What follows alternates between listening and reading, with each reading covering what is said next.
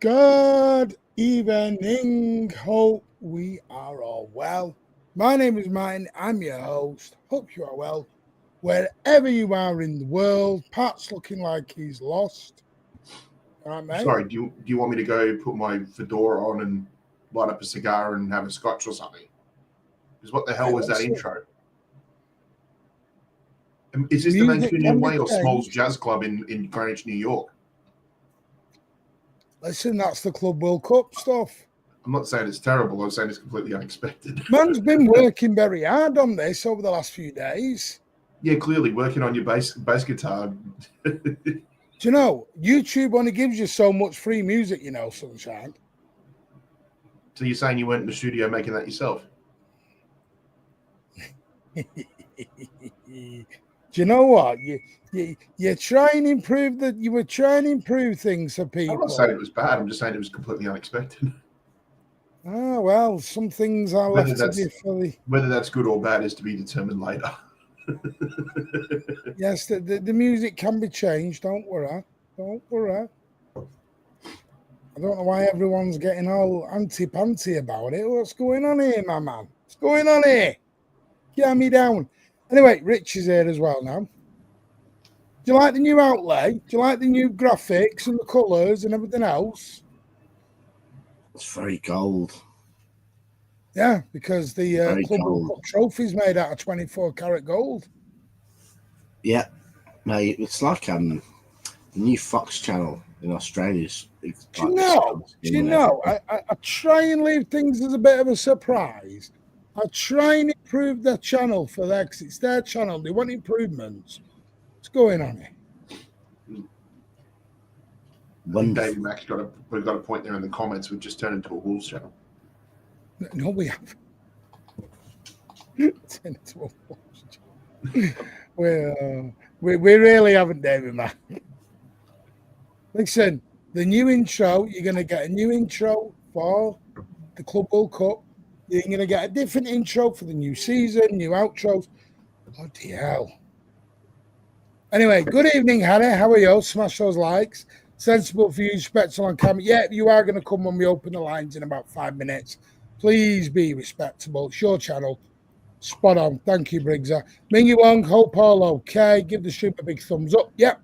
LB thinks City were interested, but never had any rumours about it. Yes, yeah, of course, there's interesting Livamento. And it's not dead either. So, hey ho.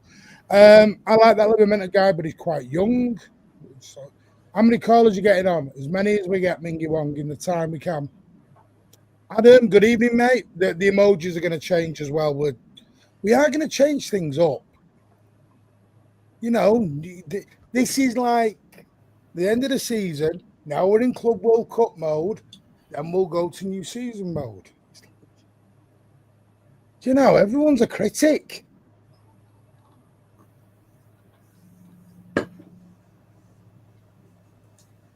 I'm glad you said, you know, snooker club, though, or a bit of a look. At least you didn't say Paul music. Good evening, Dash.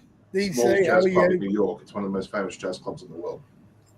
You don't take a pool cue to that sort of place. Yeah. Please be respectful to each other. Opinions are allowed, but anyone being a dickhead, you're going out the door. Simple as. No chances, no second chances. Adam Quinn has renewed for a 19th month. What a lad. And so has Dars for the 14th month. Big up yourselves, lads. Thank you so much. And then Louis has also renewed for a 17th month as well. You guys are superstars. Thank you so much. Kathy, good evening. Lee Gates, good evening. Naomi, good evening. Hope you are well. Yes, that's not bad. We have pet pressure. We have a pet pressure at 23.45. Yeah. Don't forget as well that is actually coming on very, very soon. I just need to just show it. So we've got it all. That on Wednesday, we used to do these on Big Up, but we're not. This is back. The watch-alongs are back starting Wednesday. Manchester City versus Wydad FC Casablanca. Wydad Casablanca, whatever they're called from Morocco anyway. Big up themselves. That is what is going to be live from 4:30 on Wednesday. But don't forget, you've also got your Blues Down Under as well. That will be on in the morning, well, early afternoon. Well, this is a new vibe, interesting music. Good evening, Nick. How are you, mate? Am I entering a snooker venue? Update on the laptop is fine. Spoke to my parents and my dad was more asked about something with my grandma, but that's not damaged either. Big up, mate. I'm glad that's everything fine. SOS is in the building. Yeah, say hello to each other. At least he'll fix it tomorrow. He's in the 1990s with that track. I don't know what's. See, look at Tom. He's got a bit of class. Don't change it. I love it. I loved it. Past tense. Staffing, probably. Alan Moonlighting as a musician.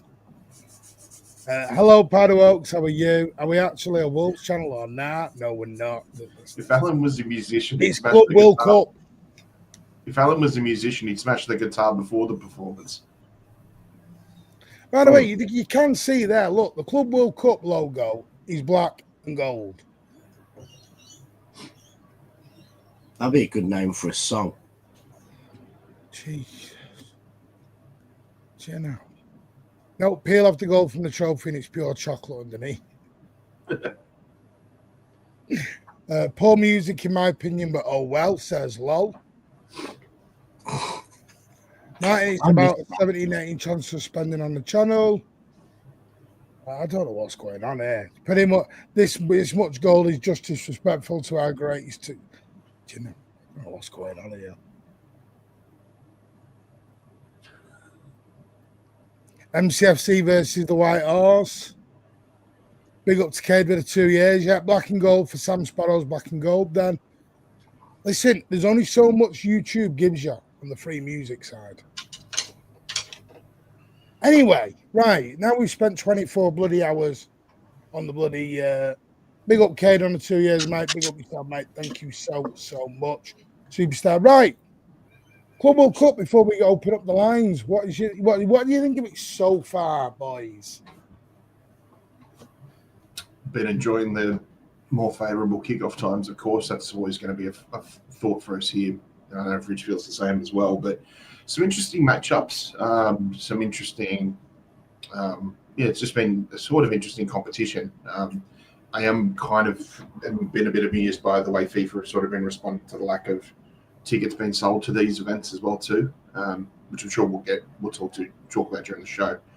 But just some. I think particularly the ones that interest me is sort of like any European team facing any South American team, because while there is a bit of a gap between, I think, the quality in both conferences, or both continents, you do look at South America, being right in the middle of their season against European clubs who've a lot of players have had several weeks between matches and they're trying to get back to matchday fitness. So you feel like the gap maybe closed a little bit, but just some interesting stuff that's happened. There are some matchups that are a little bit out of proportion. Obviously Auckland and Bayern is probably the standout of that one, of course. But apart from that, I think it's not too bad at competition. I think anybody who talks it down is sort of, just thinks that it maybe is a waste of time. But maybe as time goes on, we'll see this as more of a significant tournament than having to drag you play it if you've won obviously your international continental trophy, rather than having to drag on the other side of the world to play 3 or 4 games in the middle of a big season in Europe. So I think everybody has pros and cons or mixed feelings about it. But so far it seems to be a decent tournament, and if anybody's looking forward to the World Cup in 2026, that I guess you could call this a sort of like a small precursor to how things are going to run and how things are going to be. So I'm perfectly okay with the tournament, actually. And that's just from a tournament standpoint. City standpoint, we'll get to as well. Well, I have to confess I haven't watched the game yet, so I'm easing my way into it, starting with when City play. So yeah, I haven't. I've obviously read the match reports on Bayern and PSG, etc. And I think it's a pity that they didn't do the Chris Wood go on loan to Auckland City to get a hat trick against Bayern and really kick it off. But yeah, it's weird times though, because they just seem to be at any time of day, which is so you don't know you necessarily seem to know you can turn on at the exact time and get a game, but probably you can, but it's 10:30 at night. So I'm waiting for City, and I think I'll probably get into it and start watching a bit when City play and when we get to the later rounds, and there's some good matchups. Okay. The link is now pinned in. Please remember, be respectful in the chat, and we're going to grow the channel together. There are big plans for this channel moving forward. We've had a nice meeting, and I'm putting all sorts together. Didn't realise I was going to get so much stick over a 30-second bit of music, though. Jesus. Simo Subs, Matt Spencer, my boss. Critical. It was just an observation. Yeah. Thank you, Simo Subs, for gifting 5 channel memberships. Big up yourself, mate. Thank you so much. Very generous of you. And if you did get one, please say thank you to them as well, to the person who has got them.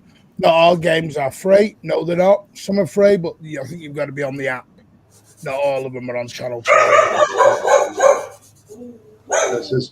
No, he said no, all games are free. So if you've got that design app, you can watch them for free. Yeah, if you've got the app, you can get them all. Not all of them are on there, though. Yeah, they're all free. What I meant to say, they're not all on. They're not showing 3 together on Channel 5. They're not all on. Yeah. Because I think the one at 2 in the morning, the City game, that I'm going to have to go on the app for. That's not on Channel 5 over here. Right. Before we get into it, let's bring Dash in. I've got a feeling, because obviously the news is now coming. Good evening, Dash. How are you, mate? Thank you for being our first caller. Not that. Yeah, hope. Oh, wow. That's quite nice. Yeah, big up to you, Martin, Rich, Trent, all the users as well. So, yeah, hope you're having a good day or chilled one out. How are you, mate? So, what do you want to talk about? You want to talk about your little hornswoggle? Do you want to talk about the Club World Cup, the right back situation? Anything you want, fire away. You know what? I'll go for my Portuguese hornswoggle one first. Just get out of the way. I'm actually not that, how do I say, asked about him staying, because if you think about it, just take about a month and a half ago, De Bruyne, Nunes, Kovacic, Gundogan, Silva, at least 2 or 3 out of the 5 would have left. And someone told me if you had to just choose 2 only, who the 3 would keep? I said probably Nunes, Kova, and Silva as well, because obviously Silva also has that leadership skills as well to the team. I think a notable moment is the one where we helped Kusanov in the Chelsea game at home, which propelled him as a third centre back in build-up play, which helped us a lot. So I think that he's still got qualities there. I think my argument yesterday was the fact that I think with Silva, he doesn't have that technical elegance as he has before. Now maybe that's due to exhaustion, the strain that he has on his body. So it's quite normal at his age, and anyone in their 30s going on, because in your 30s you can either stagnate, improve even better, like a Karim Benzema, or drop off, which is fine because it all happens in that moment of a footballer's life. So, yeah, I'm not that asked about him staying. Actually, if we start winning games, it's a big part of winning games like he is in the past, and you get enough rest, then yeah, I'm calm and Silva staying here. I think the only way I'll be probably a bit more not liking it, but not preferring Silva in the ways is the way that Pep might use him. So, how do I say it? If you're going to use Silva in some games where you don't need maybe an engine, when we just can go long ball for something like a Newcastle, maybe a Chelsea, then I don't think he's quite there for that situation. If it's a game against, let's just say, Brighton, let's just say, where you need that press, then I think he suits it well. So yeah. Good evening, Alf. Go and show a lot of love to Alf's channel. I'll put the link. I think the link's in the description. If it's not, I will add it though. But go and show Alf a lot of love. Cross-having Rico in midfield next season. Okay. The reason I did call him Hornswoggle is because Dash calls him Hornswoggle. I don't know why. You know what? Yeah, because I watch a lot of WWE, as you know, and for some reason he has that face of Hornswoggle. For some reason, just like the identity is there. I think he's a lost strong brother, man. So you know what? I just call him out of just like a joke. The Portuguese Hornswoggle. So yeah, don't be surprised if I keep on calling him that for the next year or so if he does extend. So yeah, that means business. Yeah. Club World Cup. No, he look at him. He's sitting back in his chair. Whenever Pat relaxes like that and puts his feet up, he's either going to have an argument or he's settling in for the night. One of the two. Yeah. Right, go on, Pat, Rich. Where are you at with Bernardo? Because obviously, reportedly, it was from FPL Main Road on Twitter, who does generally get a lot of things correct, that Bernardo, Haaland, Rodri and Diaz are going to be the 4 captain next season. And these have been picked by Pep Guardiola, not by the players. So thoughts? Because it looks like Bernardo's staying. You're on mute, Rich. That's the most sense Rich has made in a long time. Yeah, Martin put me on mute. Yeah, I had a lot to say. You know, I had a strong opinion on the Club World Cup. I'm delighted if Bernardo's staying. You know, I said, you know, on the show a couple of times that Bernardo's player I want to stay. I think he's massively underrated by the City fans. I think his impact has been every bit as big as De Bruyne's, and he doesn't get the credit. Whether that's because, you know, I think the argument was put forward because he's talked about leaving, or whether he's just not in those glory moments. He's more seamless to the team. I think it would be foolish to let every one of our experienced trio leave. I think we needed to lose 2 of them, but I think we needed to keep either Gundo or Bernardo to give that experience, to give that glue for the team, to give that Pep's tactical knowledge to help bring in the other players. So, you know, I'll be very happy if he stays. And I actually think he was our best player at the end of the season. So I don't even think that Bernardo's finished. Comments are right. I thought he, in the last 5 or 6 games, was probably our best player. So, good news. Okay. Pat? I have to say, when I saw the proposed captaincy team, I probably looked more at the process of elimination and started looking at the names that weren't there. Particularly the name that stood out for me that wasn't there was Ilkay Gundogan. Of course, you know, since seeing that, I'm starting to wonder, are his days at City going to be numbered? Because regardless of the whole, you know, start and stop, you know, with the season of Barcelona, the guy's just a leader. And he can be a leader to all those new signings and young players that have come in, you know, since he went to Barcelona and came back. So I'm a little bit surprised, kind of a little bit disappointed, because I do, everyone knows how much I love Ilkay Gundogan. I just think he's a wonderful player and a really good human being, but and a fantastic leader as well. But besides that, I'm still happy with the team that we've got. You know, I like the idea of maybe Bernardo and Diaz being like a little bit of a Portuguese leadership connection as well, and that might help them as well for their national team aspirations with the World Cup next year as well. Or can only help, to be honest. But besides that, I'm okay with Rodri. If you asked me the same question maybe 2 or 3 years ago, I probably would have said no. I'd rather have Rodri just focus on his football than having to focus on the team as a whole. Yeah, and Erling Haaland, I think we saw glimpses of it last season. The way he was sort of not necessarily running a game, but sort of trying to set an example for a lot of young players around him as well too. And I think it's just proof that the guy's well and truly embraced the club. We already knew he did, but he's just proving it now on the pitch. And besides the 10-year extension and things like that, like this guy just lives and breathes Manchester City now. So I think I wouldn't be surprised if at some point he's probably come and spoken to Pep saying, I want to be a part of your captaincy team because I want to be a leader. I want to show everybody how to work at this club, how to play at this club, and how to go about things the right way as well too. Because one thing we've got to remember too is like, sure, we love his attitude and he's got a bit of a personality. He's got an ego which is probably well controlled as well too. But also too, the guy just absolutely loves the club, and I think it makes sense to finally put him in the captaincy team. I'm a little bit surprised that it happened a little bit earlier. It had probably happened a little bit earlier than expected, possibly.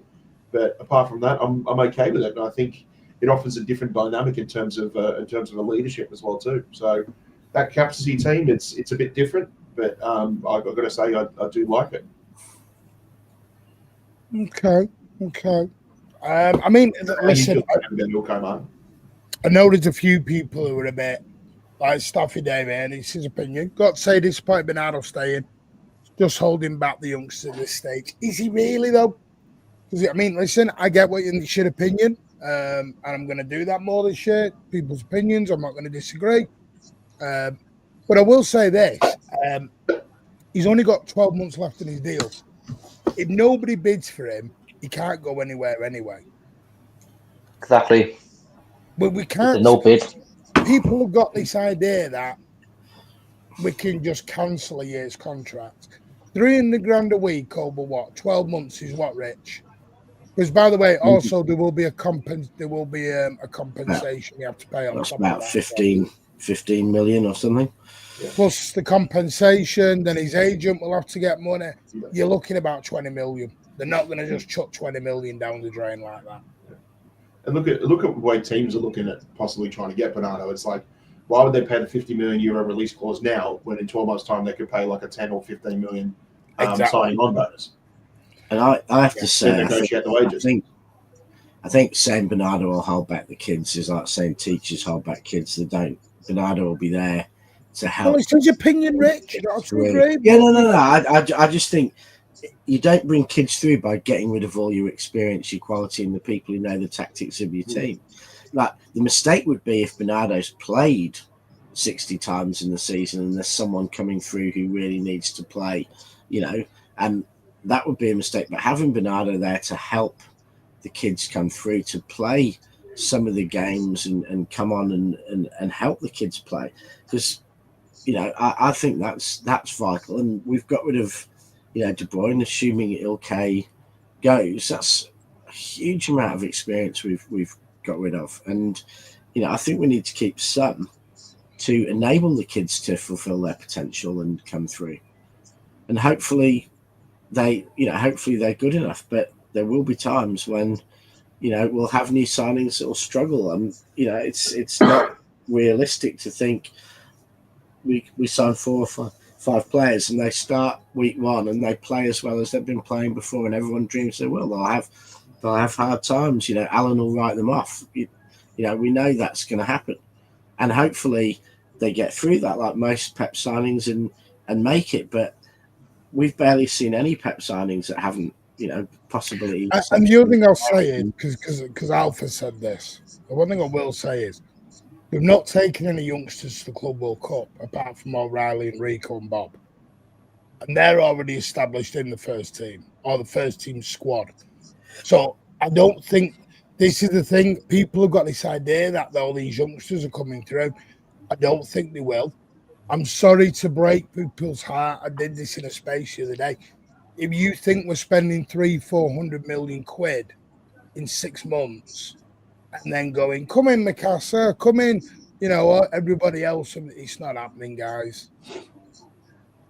Can I add on, Martin, by the way? It's not going to happen. I'm sorry to break their hearts, but it's not. Yeah. To add on here, we got Foden, Reinders, Cherky, Nico G, Rodri coming back. It's like, we're not going to hog up. You're not going to hog up all the minutes. I mean, Coventry's a bit more iffy because obviously he's got our surgery coming in, but the players I mentioned here, like he's not going to hog up all of their minutes because they'll be coming back in. I just think with Silva and how Pep's gonna utilize him, I just think, like I said, there'll be games where it will suit him and it'll be needed around the V11, and there'll be some games where he needs to be on the bench because it suits different players. Because we're not going to put Tony Randers, by the way, who's City our midfielder, the fielder of the season, on the bench majority of the time. Not going to happen.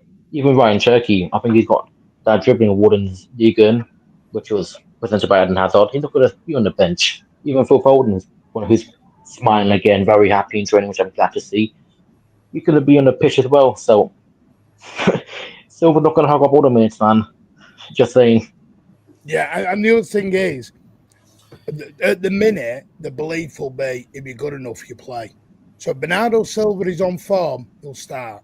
There's this belief Bernardo Silva's become a very crap player overnight. He hasn't.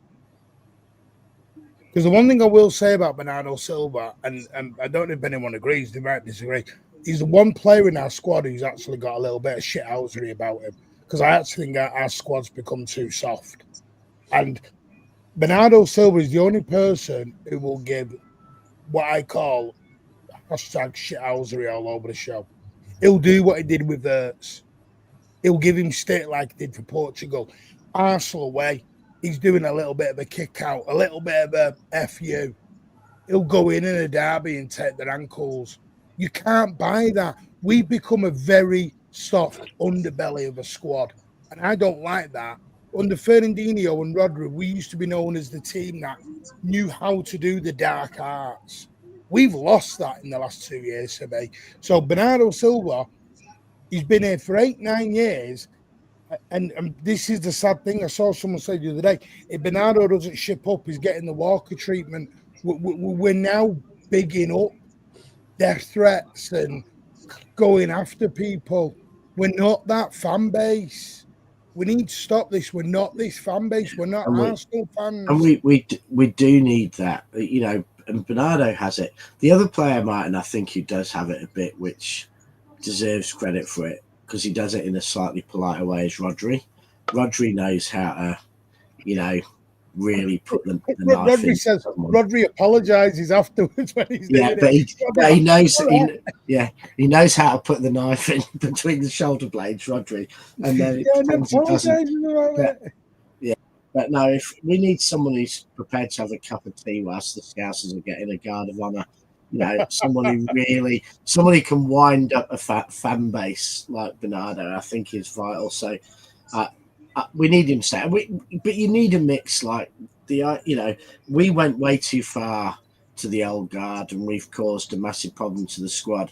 But you don't fix that by going way too far the other way. You fix it by getting the mix right, and that's getting the balance back to youth. But it doesn't mean you have to bin every player over 30, because and by the way, nearly every good side there has ever been in world football has had a couple of experienced guys there who, you know, help the team and bring that knowledge. So when you get to a Champions League final, or when you get to things, you've got some experience who can, you know, bring the rest of the players through. Yeah, it's crazy. Dars, anything you want to add before we go? Nick's got it right because we got Conway as well. 71 games, you're spot on, Nick. Yeah, I mean, just before I go, Club World Cup. I'll be honest with you, the Club World Cup, I just don't think it's been organised very well. Just overall, I just think it's too rushed. I think, like what Pat said, it's a test, like a pre-test for the World Cup for next year, to see how it goes, etc. It's like a little pre-trial. And what I'm seeing here, that this seems, it's like the culture is different, and I think football fans in general are having a hard time in doing it in America, especially in the club sense, because if it was a World Cup here and you had our national teams, I don't think none of us would care as much if you think about it, because more people, these are more club over country. Unless I'm wrong, it's all opinions in the end of the day, but I think so far, I think the first game, Al Ali versus Inter Miami, was a 0-0. I actually quite enjoyed it overall. I know people said they were shit, but I quite enjoyed the build-up of it. Right, for a 0-0, it was actually a good game. Oh, it was mint. It's just they just couldn't shoot. that's the whole point. And the goalkeeper was actually mint. So that's the first one. I think the Auckland City one was a one-off, because I know that like getting plumbers and just one actual football is just crazy in itself. I'm not gonna lie to you. and it's more on FIFA for not doing a background check on teams that are in the Club World Cup and seeing if they're actual, what's it called, professionals and not just part timers. But that's just one team of many others. Other than that, yeah, that's about it. I don't think it's a tournament as of now. People will say, yeah, it's quite good, but maybe in the future. Maybe in the future, but yeah, that's about it for me. But yeah, JK, you free? Yep. Yeah, big Have a up, good mate. evening. Appreciate mate. your views as always, mate. Take care. Yep. Right, we're going to bring Conway in next. I don't know if you two have spoke with Conway before. Top guy. Got a massive Edison loving. Got a massive Jed Spence loving. Yeah, I did say Jed Spence. Here he comes. Go on then, Agenda Merchant. What do you want? Big up, man. That's not a way to introduce someone that's first. No, but I hope everyone's well, man. How you guys doing? Yeah, I'm not good. bad. How are you, mate? This is my first time being on the show. I do appreciate bringing me on mine massively. I think I don't really know what to speak about. What's the topic? Whatever you want. It's your show, mate. Talk about Bernardo, Club World Cup, signings, right backs, whatever you want. As long as it's not Jed Spence, we'll go with it. Nah. Do you know what I want to speak about? I want to speak about the recent news. I think Dash might have touched on it a little bit regarding the outgoings. Wanted to ask a question. If Walker does go to Edison, do we get any sort of fee for that? Or Nominal. Well, I say nominal. It might even be a free, but we might do him a solid and let him out on a free. Right. Okay. And Grealish to Napoli. Is there some truth to that? Or because I've seen big truth to that. Big truth to that. Right. So you could get a Jack Grealish and a KDB link up in Naples. That's going to be interesting. I think, for some reason the outgoings happen to be majority English players, homegrown players. I think we discussed this in with you, Martin, on your space. I think we're going to have a big issue in terms of trying to get rid of, or not rid of, that's not the right term, selling the likes of a foreign player that's in the team. I know Doku might be sold if there's a potential buyer. Obviously, I don't like to say it, but Edison approaching his last year of his contract, and one of the midfielders in Gundogan. Obviously, coaches can't be sold now because he's injured.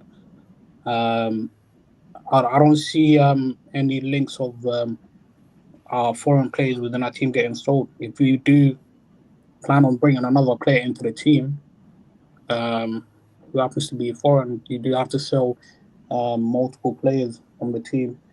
That is something that I think is going to be a challenge for Hugo Viana. I think it's going to be even harder in terms of doing that than bringing in players into the team, because I think he did a magnificent job bringing in Reinders, Cherky and Ainuri, but selling players who have a couple of years left on their contract is going to be something that hopefully you can do, but it will be a challenge, man.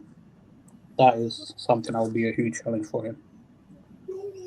What do you reckon? Do you see anyone leaving from the foreign contingency? Pat, Rich? I said at the beginning of summer, I thought Gundogan might go, because I thought that the opportunity for him to play in Turkey for one of the massive Turkish clubs, get a huge payday and things might be. We can later, yeah. I thought Gundo might well go. I think, I don't think there's true love from Pep towards Cover. So had he not been injured, I thought, and the right offer came in, I think he'd be a player who could go, because I think in some ways, having watched a bit of it, where does he fit in when you've already got like Nunes and Reinders and players like that who do the Kovacic thing and are younger? I think there's there's a chance, obviously, of loan players going out on loan. I think Rice, Echeverry, etc., going out on loan, and there's a chance, depending on what happens at centre back, that we could always sell, foreign centre back if we don't get the big offer or the right deal for someone like Stones, and he stayed, and Ake looks like he's staying, and we've got Diaz and Kuzanov and Gvardiol, and we sign fullbacks, then is there a chance then that we have to let someone like Akanji go?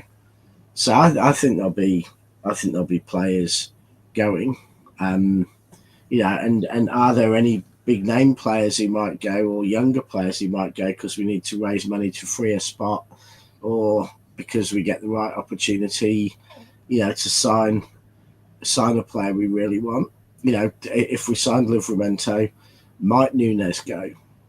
So I think there's a lot more to happen. There's a lot more water to go under the bridge before the end of the summer. And I'd say we almost haven't started the transfer window yet. We've had that little window, and all we cared about was getting a few key players in for the Club World Cup. So the transfer window hasn't started, and we'll see that in mid-July when we finish the Club World Cup and the transfer window's really started. Yeah.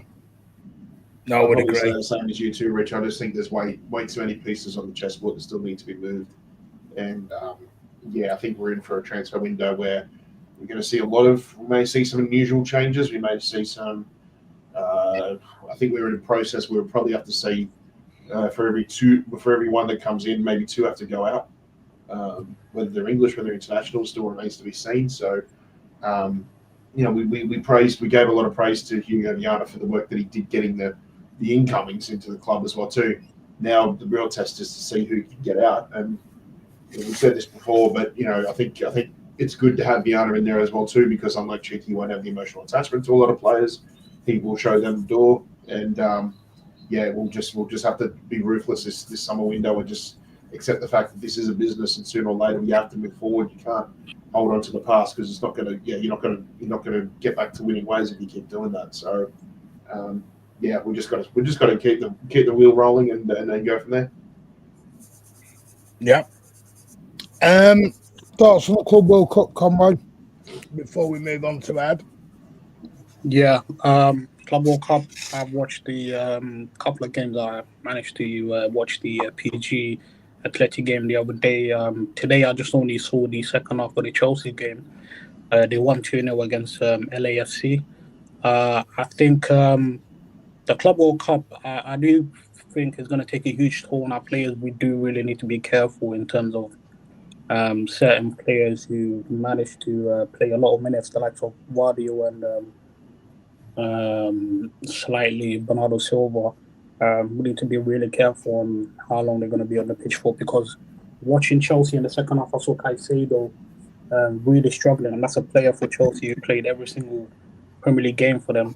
In the second half, he was struggling. I think he made a challenge on one of their players, and I think he stretched something, but he managed to shake it off. But towards the end of that game, he didn't look like a player that was... I don't know why it lasted 84 minutes. It's a long time, but Cole Palmer was at 84 minutes as well. Yeah, I think that's something that we need to be really aware of with a number of players who've racked up a lot of minutes over the past season or two.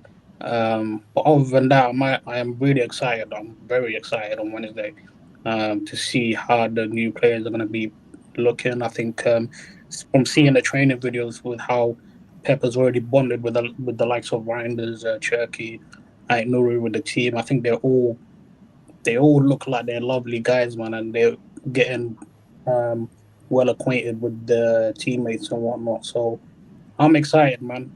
Apart from the worry about not playing players too much, the players that had a lot of minutes, I'm excited to see what Echeverry is going to do, what Kosanov with Torres, Nico Gonzalez, who we haven't had the opportunity to see enough of, even though he did play a couple games since we signed him in January. More of Marmoush, he's been one hell of a signing. But yeah, I'm excited, man. We'll see where we go in the Club World Cup. I know everyone wants to win it. I want to win it. But even if we don't win it, I think it's a good experience, man, and we'll see where we go with it. Yeah, no. Yeah. Any final words from you two for Conway before we move on to Ed? No, I think he's right about the Club World Cup. Yeah, I think if you look past the shambles that is FIFA itself, some of these I don't know if Conway feels the same, but there's some interesting matchups. And like I said, I think the South American teams and even the North American teams to an extent, I'm thinking more Mexican sides, there's enough quality there. And the fact that they are in the middle of their season, plus they take this competition so seriously, it does offer a bit of healthy competition for the European clubs. So I think there's some matchups there that make it a tournament that's worthwhile watching.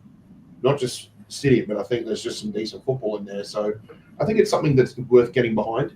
And even if people hold a bit of resentment towards FIFA, then also just look at it. If you want to look at it as a little bit of a cash grab as well too, then just remember that even if we just make the semi-final, I believe it's the prize money something like $80 million US. That's huge. That's a huge just for a few weeks contribution over in the States.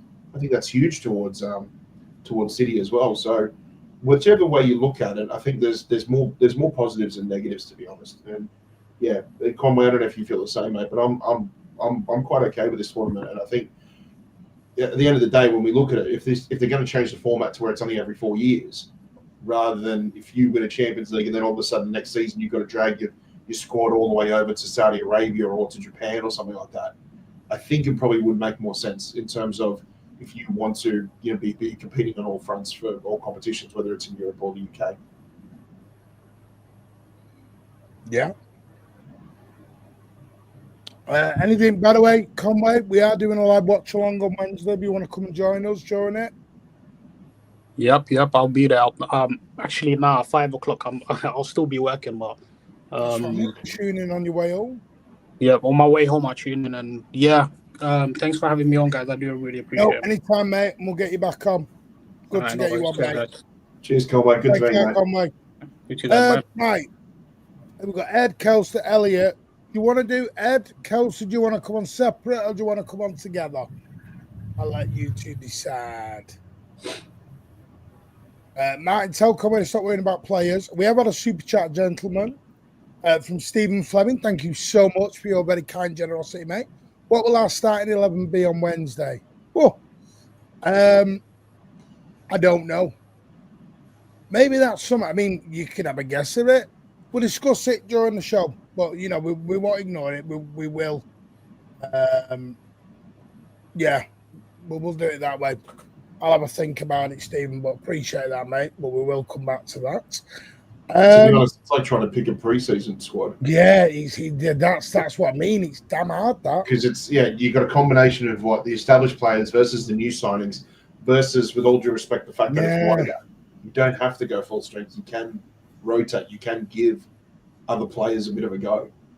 It's a good point. Turkish transfer window ends in the middle of September, so Cobble could move then, Yeah. Gundo could move them. I actually put something in LB's chat yesterday, and I said they're talking about will Kuznov get any sort of game time? And I don't know if you think the same as this, Martin, but I think a good game for Kuznov to play in, it maybe even start, would be Al-Ain. Not just because of I'm not downplaying the quality of opposition or anything like that, but when you think about it, Al-Ain is usually full of UAE players or players from the Asian Conference. I was thinking that with Echeverry, I was going to say, Kuznov is Uzbek. He's probably played against these guys in World Cup qualifiers quite a lot in the last couple of years. So if you're talking about in terms of a man-on-man matchup, I think it makes perfect sense for him. Yeah. Something that I think the best way to beat Kuznov is just try and play him in games or in situations that he's familiar with. Because right now, the more familiarity he has, the more comfortable he plays as a player. So I think Al-Ain would make perfect sense. Even if that's the only game that he starts, that would be the one that I would pick. That would be the one that I would pick him starting in. Just throw the cards up in the air and see where we land on this starting 11. Right, we're going to bring in Ed and Kel start together because Kel said she needs someone to balance it out before she starts a Bernardo Silva agenda. Hello. Good evening, Afternoon. Here. Close enough. afternoon, evening, morning, wherever anyone is in the world. Hope you are well, Kelster. Ed, don't know if Ed's there. Right, come on. Kelster, tell everyone about your Bernardo Silva agenda. I don't even know if it's really an agenda. I'm just nervous that he's going to play every game next season. And I just think Father Time is catching up to him. I think we've ran him into the ground, and I just don't think he should be playing every game next season. And I'm just nervous that he will, because Pep loves the guy. We all do. I still love Bernardo Silva. I paid $130 to buy his shirt last season, so I don't hate the guy. I don't know where this is coming from, but I think we have to start phasing him out because his contract ends next summer. So I would prefer some of his, not all of it, some of his minutes to go towards players who will be here long term, like Nico Gonzalez and Tijani Reinders. We paid a lot of money for these guys. They should play. They could play with Bernardo too. It's not like Bernardo just has to be shunned to the bench forever. You can rotate everybody around, but the goal is everybody gets minutes. Bernardo probably gets less of them, and the new players should be getting more of them because that's how you rebuild the team. You rebuild the team by playing new players, not the same players. And I think some people are just being a little sentimental about it with him. And we saw last season what sentimentality got us into. Possibly, Kel, but you could also draw a parallel between that and when Fernandinho was given the captaincy as well. I agree with that. He wasn't necessarily playing every game either.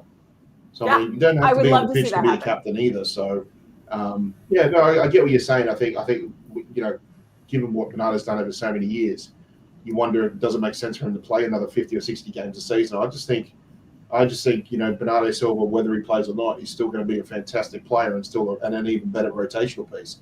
Because sooner or later, those new signings are going to come in. They're going to have to start playing that role a bit more, the Bernardo role, the engine, that sort of thing. So and they have to learn by playing it. They're not going to learn by watching him play it while they're sitting on the bench. They have to go out there and be allowed to fail. Yeah. And if they fail, to keep playing and keep playing, like we did with Rodri. Rodri kept failing his first season, and we let him keep playing. We can't afford failure this year. Yeah, we can. Look at the meltdown from the fans. Look at the meltdown after one bad season. Fan base ain't going to accept failure this year. I was with your original sentiment. I'm here for the rebuild, and I accept that people will struggle. They will fail. They will take time. Mm-hmm. But I believe they should have it. And if Bernardo's playing every game, they won't have the time. That's my whole point. One thing though that I don't actually, Cal, think that's what Pep's ever done. I think he hasn't thrown players to the wolves and let them fail. He's brought them in slowly over 12 months using the previous players to bring it. He didn't, when players have hit a bit of, bad form, and this goes back to players like Rodri becoming, the best player in the world.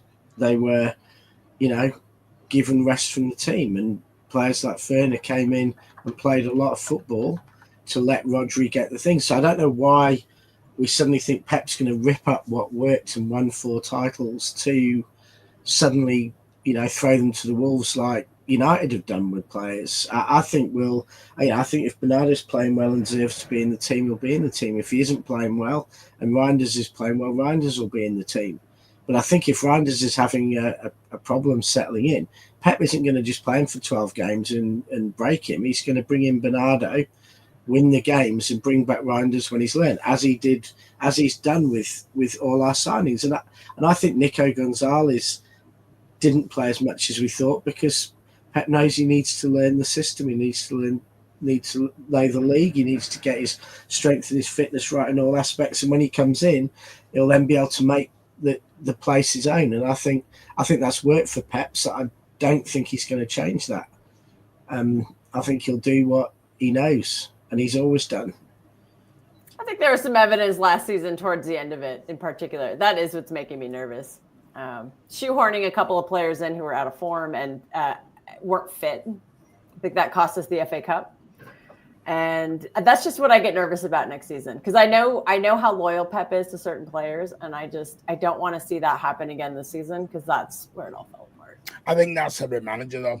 I know you made me say I think all managers are loyal to their players. I think Klopp was loyal. Ferguson was loyal. Everyone is And how loyal. how to We can them. you only have ever 2 get? seasons of Pep Yeah. too, so these players really need those 2 seasons under Pep. The ones who are going to be here after Pep leaves. I know we're not sure about that, but I'm going on the timeline of that Pep is leaving at the end of his contract. See, that's my thing. Even though I know he might not. Spending what? I mean, by the time we finish, we'll probably have spent 400 million by the time we finish this window. If you include January as well, they're not going to take failure. They won't take it as a let's bed you in for a season. Reinders, Cherky, they're coming in to do now. Maybe the kids. They're not coming in to sort of, because in a way, Reinders might need a year to bet him. Yeah, Nico Gonzalez, Mamouche, they've had their bedding in period. That was last So they season. should play more minutes than next season. Yeah, but Nico probably won't be because Good Evening Blue Heart, because he's the backup to Rodri, and I think that's just going to be his role. Sadly, I think he has a lot to give next to Rodri too. I know it was only 10 minutes, but that Bournemouth cameo with Rodri was really exciting. But this is the problem. This is why Pep said about the big squad. Everyone wants the big squad. But no one now. You've got Cherky, like you said. You've got O'Reilly. What do you do with O'Reilly next area? Rico Lewis in this situation. They're basically dead in the water now. Well, that's why you move players on. That's why you have to move players on. No, but the trouble is you need a buyer. Nobody's bidding money. Bernardo is not afraid. People think Bernardo's afraid. To get rid of him is a £20 million loss on your books. They're not going to do that. How is that a 20? We've had him 10 years. How are we at a loss with him? He's on 300 grand a week. You've got to pay his contracts up to get rid of him. Oh. Plus pay compensation out through his agent and through the club. If you cancel a contract, it costs you money. I just find it alarming that the only players we're linked to who are leaving are all homegrown. That to me is a little scary. I think the problem we have, Kelly, and Martin said this before, is because after the treble we were so busy chasing the 4P that we sort of kind of slept into the, as you said a million times, mate. We kind of walked into this position. And I'm not taking anything away from the success we were trying to achieve, from over 12 months ago. But at the end of the day, it's like if you're going to push that far with the current squad you had, sooner or later they're going to hit a wall, and we're at that point now where a lot of them have hit a wall. So we have to start looking at that. And I think if we didn't have this 4 in a row to pursue, I think the rebuild would have happened immediately after the treble. We're not going for 4 in a row. It would have happened then. And this conversation wouldn't be occurring. I think we did start the rebuild after the treble because we got rid of a lot of players and we did bring in a lot of players. It's just the problem was a lot of the ones we brought in weren't good enough. I don't know. But we did. That's when we got Yashko. I thought he's been a great signing. Kovacic is a good stopgap. I think we always knew he was going to be a stopgap. Nunez, but it wasn't necessarily a rebuild. It was bolstering the squad for certain positions, and that's what we've done in a lot of transfer windows, and it just shows how good we are in terms of our recruitment and keeping players for as long as we do. Because, quote unquote, the last big major rebuild we did was 8 years ago. When you think of how many players we had come through, we had Bernardo, we had Walker, we had Mendy, we had Danilo, we had so many players come in. That was a combination of rebuilding the squad, but also bolstering the ranks as well too. And I think this transfer window is the closest that we've had since then. Every single transfer window has always been catering to a certain niche. Okay, this player's out, we bring another one in. We're not sure about this player's injury record or the amount of minutes that they can play in a season, so we'll give them some healthy competition to play against, or a rotational piece to work with them, basically. So it's amazing that we've gone this long without a rebuild. I think that's something I don't think any other Premier League team has been able to do that. A lot of them, their rebuilds only probably happen every 2 or 3 years, maybe 4 years. But when we're talking about these players being rotated to the point of where they have created their own legacy at the club before they have to leave, just shows how good that our club has actually been run. Also, I have to say something. A lot of people think I'm an Akanji hater, but the reason I say we should sell him is because we get money for him, because we paid nothing for him. There's your profit. Are we just going to let him go for free also? Because that's been brought up in the past too about we have to because in a way, money on players. Well, this is where the Club World Cup will kick in. You're getting money for that, aren't you? Big up, by the way, Benji, for that 5 gifted, mate. Appreciate that. By the way, the channel has now gifted 10 channel memberships out. So big up to the people who got it. Thank you for the continued support. Rich, have you still got time or have you got to jump before we move to Ed? I've got to jump, so I've got to head off for first move away meeting. from the edge and then you don't jump too much. Oh. So good night, everyone, or good morning, or good afternoon, and Thanks, Rich. We'll see you for Blues down under, mate. Yeah, see you then. Take care. By the way, did anyone notice that was the quietest Rich has ever been on a show? So quiet. Like a field mouse. Ed, do you want to retort, mate, or anything you want to add on into there? How long does Akanji have left? Isn't it, what, 2 years? 2 years. 2027. 2, yep. So, I mean, this is the thing. We're going to keep on we're going to have to keep on getting rid of foreign players anyway, because we're going to have new players pick up ranks anyway. So I think you're going to see people continuously leave over the next couple of summers just because of that. Because even if we get the non-homegrown players down to 17 this summer, we're going to have 2 more players taking the quota next year.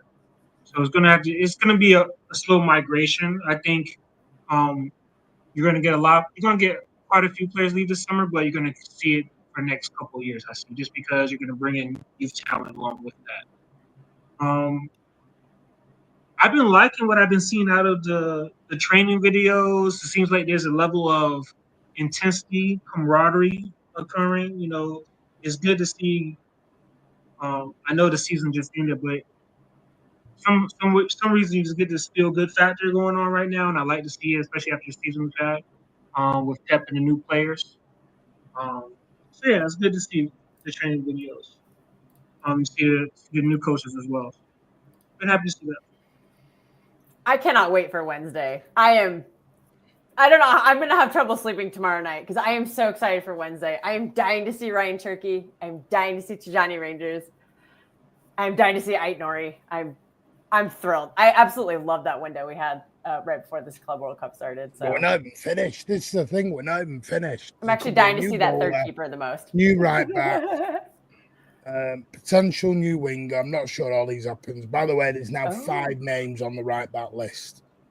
5 of them, which they're now looking Tino at. Livramento still one of them, or is he? Yes, Livramento is still one. Apparently, that Martin Fernandez has actually come off the list now. Okay. He's off the list. Oh, the Portuguese guy? I watched him when Porto played Palmeiras yesterday. He was okay. Too expensive. He didn't but he didn't blow me away. They don't want to drop 60 mil on a 19-year-old.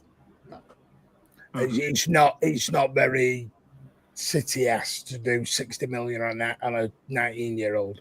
There are limits to this. They're looking at, like I said, there's that Bowie, the guy at Bayern. There's also, I can't remember the guy's name, the 18-year-old at Barca. He's on the list. Livramento. Einer is on the list, but that's going to take money to get him out. I'm okay with that too, as like a stopgap. I think that would be fine because that's kind of what we have Kovacic for. He's kind of like they don't want to really stopgap it. They don't want to stopgap it really because stopgap it, they'll just go with Nunes, Enrico, or Akanji to do that. You've got 3 people who can rotate that around on that. That's your stopgap there. Hector Fort, thank you. Yeah, he's on the list. See, the thing is with Akanji, and I've always said this. Yes, Akanji had a poor season in injury wise, but for 14 million quid, you are never going to buy another defender that good, a full Swiss international who was captain, who can play right back, left back, move into midfield, and play centre back. You are never finding that again for 14 million quid. You are never doing it. Again. You are never ever finding that. That to Pep Guardiola is worth his weight in gold. Yeah. He can play 4 positions. He's not exactly old still. Yeah. But this is the thing I think we've got to do as a fan base. We've got to stop looking at 30 and 31 as old. We've suddenly got we're suddenly now wanting to. We are seriously starting to want to become Chelsea and just go and get a bunch of teenagers, and that's also dangerous because the trouble is they are in a win now mentality. They can't wait 5 years. Where Chelsea are happy to wait 3-4 years to build this up, and then they all become prime together. City want to win now because Pep Guardiola might be gone in 2 years. He's not doing this to build up for 2 years and leave it for somebody else. Pep wants to win now. Pep's not doing I guess then we're not rebuilding. No, I think we are we're rebuilding. I think it's rebuilding. just going to depend on what they do with the squad. You know, like I said, we have a non-homegrown issue, and that issue is going to continuously happen over the next couple of summers just because of how the squad is currently Well, we've built. got both fed. We've got homegrown and a non-homegrown because the last 8 signings, 7 of them have all been foreign. Exactly. I mean, that's why we got to be strategic. We got to be strategic. Sell them. Yeah. See, that's what I'm saying. We have to start selling them. And there's only a No, couple that have a value, I this think. is the part everyone's forgetting. You need a buyer. No one's buying them. No. Or even if it's not Kanji, could it be? I mean, there's no market for Nunes. There's no market for Doku, like those kind of players who well, some of us are on the fence about. Not everyone, but some. Not at our prices. Yeah. Okay, then I guess we'll just have to have a small squad, I guess, if we can't. You got to remember, Manchester we also City, need to rebuild our back line. Our players are generally better than most other players, other teams' players. We're not selling them on a cheap. We could have sold Edison. We could have sold Edison last summer for 25 million quid. We ain't selling Edison for 25 million quid. That's why Pep says, don't take the piss out of us. Don't think when City come and knock in, City tax goes on and it's an extra 40 mil, but you come to us and lowball us. Not that game. But Martin, even with Edison issue, and I raised this in space, like, so are we just going to keep on letting players leave on freeze then? Because Edison is the same position because you're not getting 40 million for Edison. You know why? Because we subsidize it through the academy. Are we ever going to really use that academy to try to bolster our homegrown numbers? Or I know there's an age issue that you have to be 21 to count as homegrown or 22. So are we ever going to let players stay long enough to do that? Or are we just going to keep selling them for PSR profit? The trouble is our players tend to stay 10 years. We don't sell our top players. Our top players do stay for the long haul. That's the problem. Oh, I wanted to ask this during the Edison one. Is Chevalier still on our list at all? Or nope. No. 70 million quid, they won't do it. Oh, I'm telling you now, Costa and Conway won't like this. Costa has his bags packed, his passport in his bag. Costa is basically begging to get to City. He'll wait another year if he has to. Costa wants it. And that's just... It's like I was listening to Sam Lee's, that is it Let Me Talk podcast? Because I paid the subscription. And he said the trouble he said this was what he said. He said to Muna, he says a lot of fans are just picking the people they don't like to go out the door. So like Kovacic is always the name that just ranks to the top of everyone, and they go out you go. Akanji, out you go, and it's all of them. And he says City may do something completely different. None of us thought Julian Alvarez was ever leaving. And that's how City get around. They buy someone for 40 million, sell him for 90. Sorted. That's how they get around a lot of this. I think it's just we have so few that we like. There's just like most of them like we're not selling Rodrigue, we're not selling Holland, we're not selling Diaz, we're not selling Yashko. Like because we don't. There's so many like that we're not selling. That we are there's the very best few that we would sell. in England. We don't need to sell anyone. But okay, Martin, who? So we're at 19. Which 2 are going to be leaving? Yeah, next if summer. I'm guessing, Gundogan. I'd probably say Gundogan. And then Bernardo will leave next summer. They might just not register this summer. I think Gundo and they might just not re-register. They might do different registrations. I think at the minute the focus may turn to homegrown because we need homegrown now. We also need to really rebuild our back line. So a homegrown center back would be that would kind of kill 2 birds. Do we need to build? Because you got Juma Bai, you got Kushinov, you got Victor Hayes. Do you need to build your back line back? Well, we said Victor Hayes is going on loan. Or it seems like he is. It seems like Juma Ba is. So Kusanov will be the only one staying. It'll still be a very young line. So as our next summer, we'll be looking at what? Yashko, Diaz, Akanji, if he stays next summer, not this summer. And then don't forget as well, Pat, we also look at all the money we make on sell-on clauses. We made 10 million quid out of the lap. If Morgan Rogers rocks up somewhere, that's 10, 15 million in our bank. This is where people don't see us. Yeah, they don't realise what we do. We make our money through sell-ons, through the academy out. And so let's not we're forget still making money 5 years later on them. Yeah. Let's not forget too, we haven't seen a single academy player go out the door, and this is a league-winning academy as well. You know, there's every possibility between now and the window closing in September, we may see another 50 to 100 million pounds go, come into our coffers for players who never even set foot on, or barely set foot on the first team pitch. Rogers is like that. There's a lot of pieces to be moved, and it's not just first team, whether it be first team with other teams, first team with us, but there's a lot of things that are going to be moving. That's what's holding the James Trafford deal up is our clause. Yeah. We're not going to ever consider bringing him back, are we? Yeah. Nah. Try telling Alan that though. Yeah, I know, that's what I was referencing. Yeah, he's on the list. Okay, that's interesting. Yeah, I don't know. The Costa one makes sense now, Martin, when you think about it. I know you want it to make sense, but I don't think the club are afraid to wait another year. If it's another year of Edison, they let him go on a free, and Costa comes in.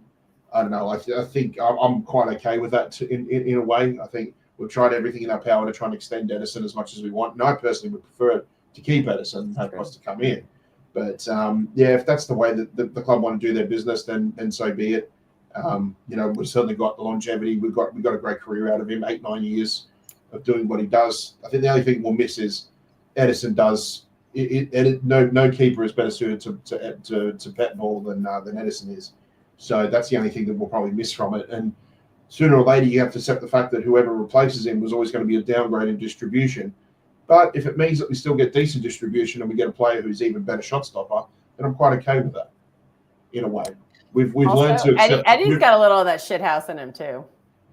A little bit, saying that earlier. I think he's a bit of a shit house, and I love that about him.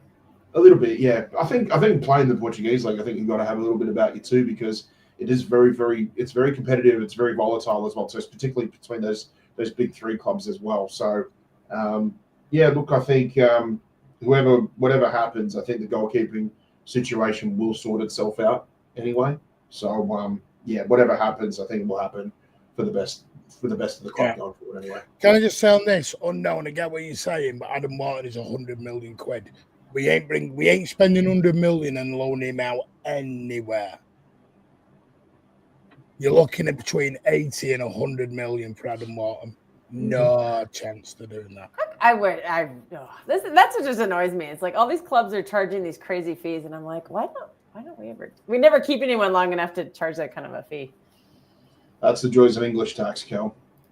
I know, but like we start them off and we sell them at for what, 10, 15 million, and then somebody else will sell them for 60 to 80 or whatever. Like, no, there's no sell on that. That's the only one we didn't do. Unfortunately, I don't want to sound rude here. It seems like foreign players are just more developed in their career, in their craft at times than the homegrown players. Because if you think of what some of the foreign, even think of a Verts, a Cherky, what young 10 is at that level right now in England. Unless you want to say Palmer, maybe. Pedro Porro. Because I think a lot of the English players that we may be interested in, you wouldn't necessarily look at them as first team. The problem is we're going to be paying money that makes them first team. Well, I've said this before too. I just don't think England. I think a lot of the players are overrated. I don't think there's enough high quality English players that we could actually get. In my head, there's only about 6 or 7 really top English players, and even some of them are questionable. We already have Phil Foden, so that's one we can't get. Declan Rice, we tried, that didn't work. Jude Bellingham, we tried, that didn't work. Or we kind of tried, that didn't work. Harry Kane's on his way down on the decline, so that doesn't count. Trent just left. He's gone. There's always someone else I forget.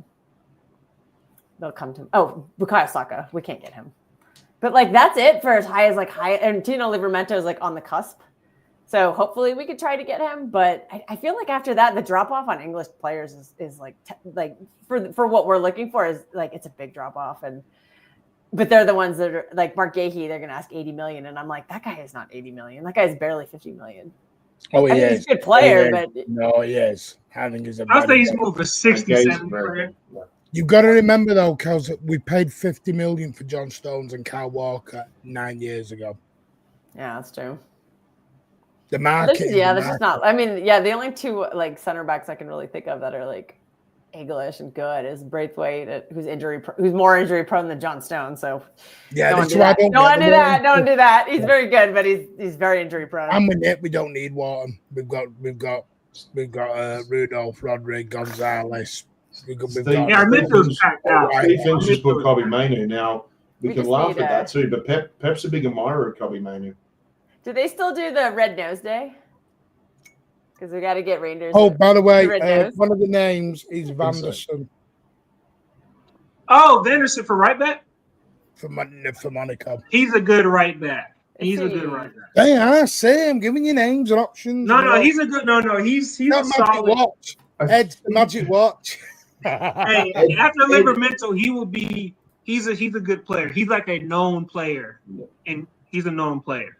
So, David, stop it. Listen, you Newcastle fans are going to calm down on this Livramento stuff, mate. You've got to be allowed to sell a player or two, David. All right, let me.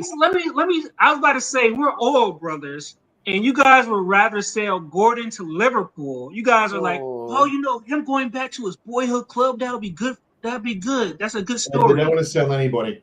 They want anyway, the Carabao winning squad. We're coming in for Livramento. We're all 40. It's an issue. My God, that's just how the Geordies are living right now. Right, We're still celebrating that trophy and fair play. Before we move on. No, just very excited for Wednesday and next season. I think the style of play is going to be a lot better next season. I'm just pumped to see the new guys, and yeah, let's just. Well, what I'll do is I will give you the names that I've just got, so everyone's got it. The 5 names are Vanderson, Boer, For, Aina, and Zagui. I don't know. Zag. Crystal Palace are very much interested in James McAtee. Edison has still not signed the deal that has been offered to him. It is still unsigned. Maybe send Palace McAtee, and maybe we'll try to. And Phil Foden on his latest thing is currently the same weight and strength as he was in his PFA Player of the Year season.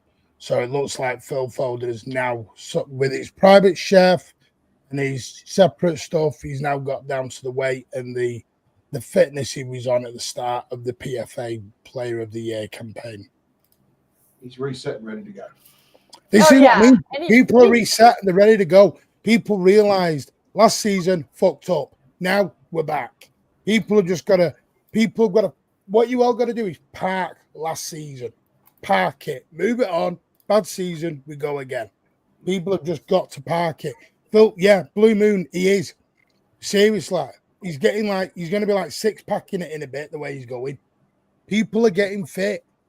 Anyone saying Foden out, you need to get your head examined. I'm sorry. I'm going to be mean on that one. Phil Foden, do not give up on him. He's remontada next season. Anyway, thank you, Calstop. We'll speak to you soon. All right, bye, guys. Cheers. Ed, we'll keep you on for a bit longer because you want to just come in. Abdallah, how are you, mate? I'm okay. Thank you, by the way, for the patience. No worries. I got nothing better to do. I've just been stuck at home, pretty much bored and unemployed. So yeah, we've got one thing for you, mate. You can make a better intro for the show. So yeah. Yeah, I hope you guys are doing well. At least some of us do work on this channel. I'm glad the season's behind us, to be fair. I'm glad the season's behind us. So yeah. I wish I had more feet because I put them all up right now.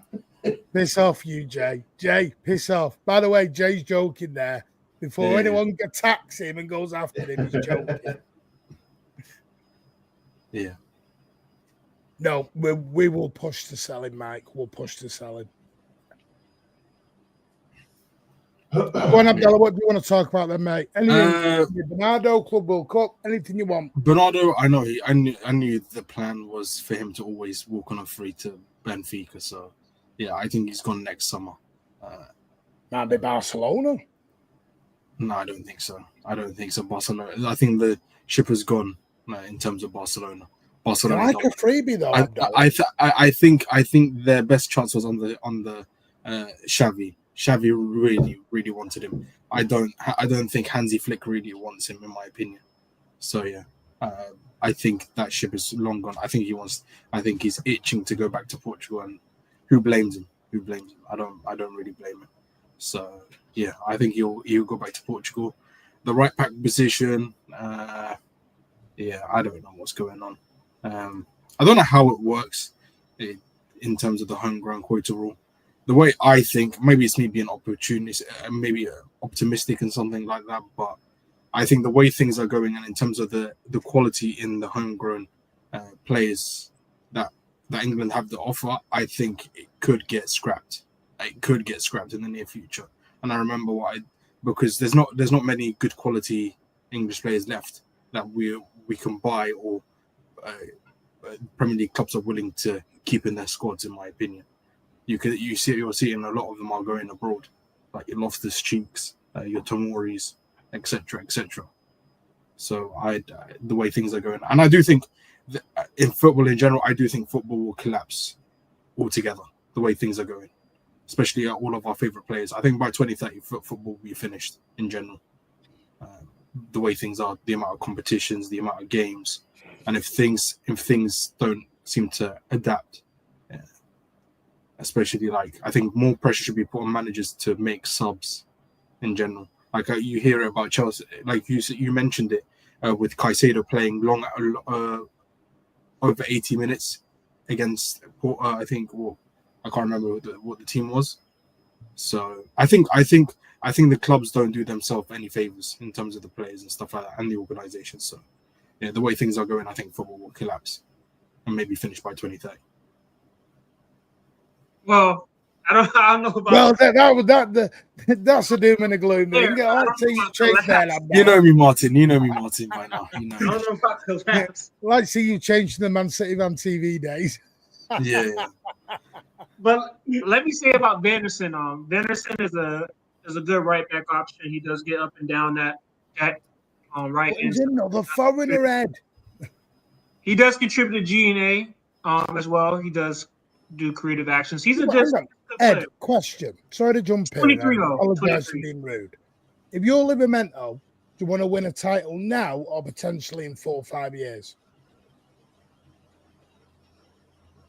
Careers are short. Yeah. Because and this is not a dig. I think we have a good shot at Livermento. I really do. It just depends. Newcastle fans keep calling us our rivals. And I don't mean this with any disrespect. I don't. But Newcastle United are not our rivals. Not yet. It's only because of the Arab thing. They're owned by Saudis. We're owned by Emiratis. That's the only reason. That's the only way they classify as a rivalry. Apart from that. If he wants to stay on 62 grand a year, 62 grand a week, when he could get 150 at City and guaranteed trophies, then it's up to him. Then if he plays well for the first 2 years, he can go to 250. Yeah, listen, I can't force people who don't want to come, but at the end of the day, and I mean this with respect, is 80 million quid is a record for a fullback. Every player has a price. My issue with Newcastle fans, and again, it's with greatest respect, they talk like every single one of their players are untouchable. I think their only hope is for FFP to get scrapped. That's their only hope.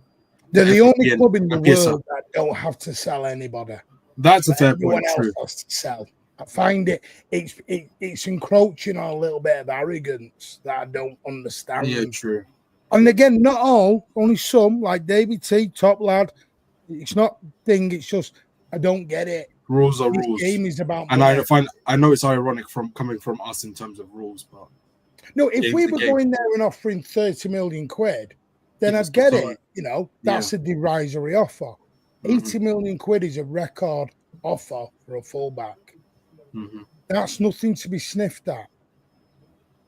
If someone offers, we've just bought 8 Nori for 30 million quid. If someone offers us 80 million quid for 8 Nori, we're selling. Now, for some reason, Newcastle are trying to do this. I don't know. It is. I'm on a Newcastle show tomorrow, because I don't get it. I don't get the anger. There's a lot of anger about it. It's like you're not allowed to be interested in a Newcastle player for some weird reason. Yeah, I don't know. I generally don't know. I think they're just. I personally think the reason Newcastle fans are like this is like because that squad won them a trophy this season, something they haven't had in a long time. There's a huge emotional attachment to them.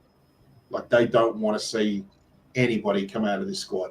They want to see how far the squad can actually take them. Because that's their right back for the next 10 years. Yeah. That's their right back for the next 10 years. Like a dollar, I wouldn't be surprised if, like, I wasn't really heavily invested in social media back then, but if you look at back in 2011, we probably would have looked at the players back in 2011. A lot of fans would have been like, I don't want to see a single player leave now. It wasn't until we started getting Aguero in and that's when things started to change a little bit. But I think when you're in the wilderness in terms of trophies for that long, you do grow an immediate attachment to these players. So I kind of understand where it comes from, but sooner or later they have to understand that it's as much a business now as it is a sport. So if you want to move forward, you sometimes have to make sacrifices. And I mean, if Livramento wants to go to a club that's ready made to win trophies on the regular now, then maybe that's it. But if he believes in the project more than what Newcastle are doing, then fair play to him. But sooner or later, you have to accept. David T says it here. I agree. And that's what I mean. These players are bought into the club and the project, yes, but every player has a price, though. That's all we're saying. Yep. 80 million quid, I don't think. If we offer 80 million quid, I think they're looking at it. But are we going to pay it or not? I don't think we'll offer 80 million quid. I think we'll move on before we pay that. Yeah.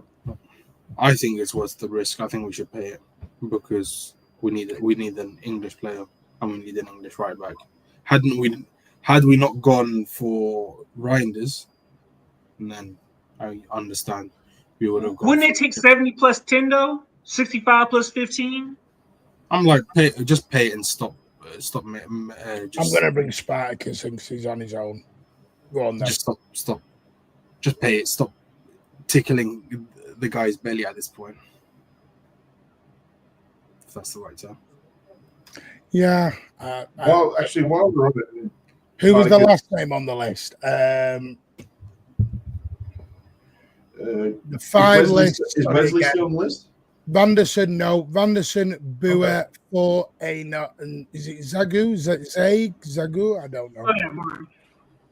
Vanderson is a good player. But again, he's foreign. The thing is, we need homegrown. You know what could happen is with the homegrown thing, we could just make a swap deal for Bernardo for Bedi. That would help. Do you want me to remove you now or in a minute? Here we go. Get it out of the way. As a Newcastle fan, I don't think we're far off Arsenal, and Arsenal wouldn't sell to give us 2 years and we'll be at that level. Nah, I'm gonna. Can I be honest with you, mate? I don't think you'll ever be at that level while Eddie Howe's in charge. And also, that's just my personal opinion, and I'm not digging. I don't think Eddie Howe's good enough to compete at the top level, mate. He's not the guy. Plus wage structure. And also, if they get Gyökeres, they're going to have a very scary team. We got to be fair to them. Wait, who? Why don't say if they get Gyökeres. Anyway, listen. Like tomorrow night, I'll do the thing. How's it total entitlement? You've got the entitlement, mate, that no players for sale. You've got the entitlement. 80 million quid's not entitlement. With respect, I'm not going to do this. It's your opinion. You don't agree. You're on a City channel, mate. Yeah. But Derek, that's the Sun that's reporting that. That's not like a valid source of information, really. The Sun, you shouldn't take your information from the Sun. See what I mean? They're getting very personal, some of these Newcastle fans. I think they need to remember that their owners are rich, not the football club. There's a massive difference. Like I said, we won't agree. Martinelli, De Bruyne. No, De Bruyne is not playing. I don't know where you've heard that, Ronald. I've told you that earlier. Kevin De Bruyne is not playing for Manchester City in the Club World Cup. Move on, mate. Good evening, Luke. He's already been photoed with Napoli shirts on. Yeah, he's already been photoed with him. Yeah. Yorem Zag, I don't even know who he is. Good evening, Spartacus and Elliot. How are you? Not bad, not bad. Who is this guy? Yorem Zag. Oh, PSG guy. Yeah. I think it's Zagwe. Yoram Zagwe. Zaggy, I don't know. You know me. I have no idea. I just said He's it. I just said it 19. oh, God. Why do I bother? He's only made 4 appearances for PSG. That's a gamble, though, that one. Oh, I'm not sure I want that one. It's a gamble. You might as well go back to Martin Fernandez from Porto. No, that's a gamble, that. No, doesn't matter the wage if he's only going to play that many matches, yeah. Yeah. Elliot, Spartacus. You're right. Hello, what? Are you all right? Am I all right? I'm absolutely tickety boo, mate. How are you? What have you just said? Just repeat what you've just said again. Elliot, every time you come on a show, can you just start with that, please? Are you all right? Just say what you just said again. Well, you can leave it over your own segment. Are you all right, Elliot? Yorkshire. Go on. Just say that again. Just say that again, what you just said. What? But we're only playing 4 appearances last season. You don't know who the right back is, don't you? Yeah, but I want a number 1 right back. I don't want somebody sloppy back offs. Yeah, we just couldn't get Wesley then in it instead. Martin, so you're telling me that you don't want Jed Spence? No, listen, do you want to know that gets me excited? Feedback. Bowie. He's actually very good, to be fair. My friend who supports Bayern Munich, he's not all that impressed with his performances. So I don't know. He watches him week in, week out. So yeah, I don't know if he's like I like the look of him. I've seen a bit of his highlights, but he's watched him more. 32 games he's very injury prone. He hasn't even played that many games for Bayern Munich this season because of a lot of muscular leg injuries. Mm-hmm. So I wouldn't be buying him. If we're not giving Livramento, I think the second best option is probably Venderson, to be honest. But what Livramento offers you with the homegrown and the quality that he is, I would just put one big bid in and see if they take it or not. Martin, have you heard anything on the fee on Venderson? Nope. Theo Hernandez is going Saudi, huh? No, I think he's going I am fuming about this. So yeah, he rejected the move to Saudi. He doesn't want the Saudi. Yeah. What he got a left back? And that's just kicked off. That'll actually be a good game. See Otamendi starting, Martin. Big up the general. Mm-hmm. It is what it is. Well, yeah, I think I'm on NUFC Talk, is it? Are you going to be watching the Wesley here today? I think I'll watch it. I think I'll watch it. The only problem is, though, is just they're playing this Esperance team from Tunisia, and I don't know. It's like trying to judge Sasha Boy off the Auckland match. You know, it's not necessarily the sort of opposition you want to be judging a player on. You know, but I'm going to be honest. The level is about the same. That's your opinion, AA. Jed Spence is not my cup of tea. Decent player, but I don't think he's 25 years old, and he's not even established in the Spurs team at the moment. don't forget to, as course, Martin, it's Tottenham, it's Daniel Levy. Daniel Levy will demand 50 million just for the sit down. Can we have Gundo? Why? What do you mean, Harvey? Who do you support? I support What? Galatasaray. Well, of course you he can. Might get his wish. He might get his wish. Here at Manchester City, we don't say no to any player.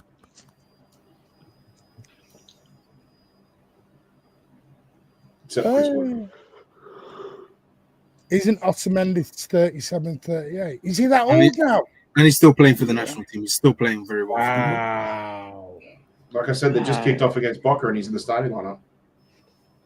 Yeah, there's a bit of a difference between Bayern's backup and Tottenham's backup, though, mate. We've got to remember that. Elliot, where are you at with this right-back situation? Or Club World Cup, whatever you want to talk about? Matheus Nunes. What about him? Just run him, innit? I'm going to get Alan appearing at me in a minute. Good. We should be giving talking about Nunes. I'm pretty chill about it, to be honest. Yeah. Are you chill? Yeah. You're not worried about the homegrown quota rule? Nah, I think that's going to get scrapped, to be honest. I don't think they can carry on with that, surely, man. Don't worry. I'll get my boots out. I'll dust them off. I'm all right. I agree with you. They need to scrap it. There's a rosy future. Why would they scrap it when it's in every country, the homegrown rule? No, because they'll have to do something with it, though, because there's too many. In terms of the quality, is declining. In terms of English talent, it's in decline. So I don't think there's an incentive to keep it. I think getting rid of it is more of an incentive because it will just give a motivation to the players who are probably mid-level to maybe put in the more effort or actually try, and then it will probably.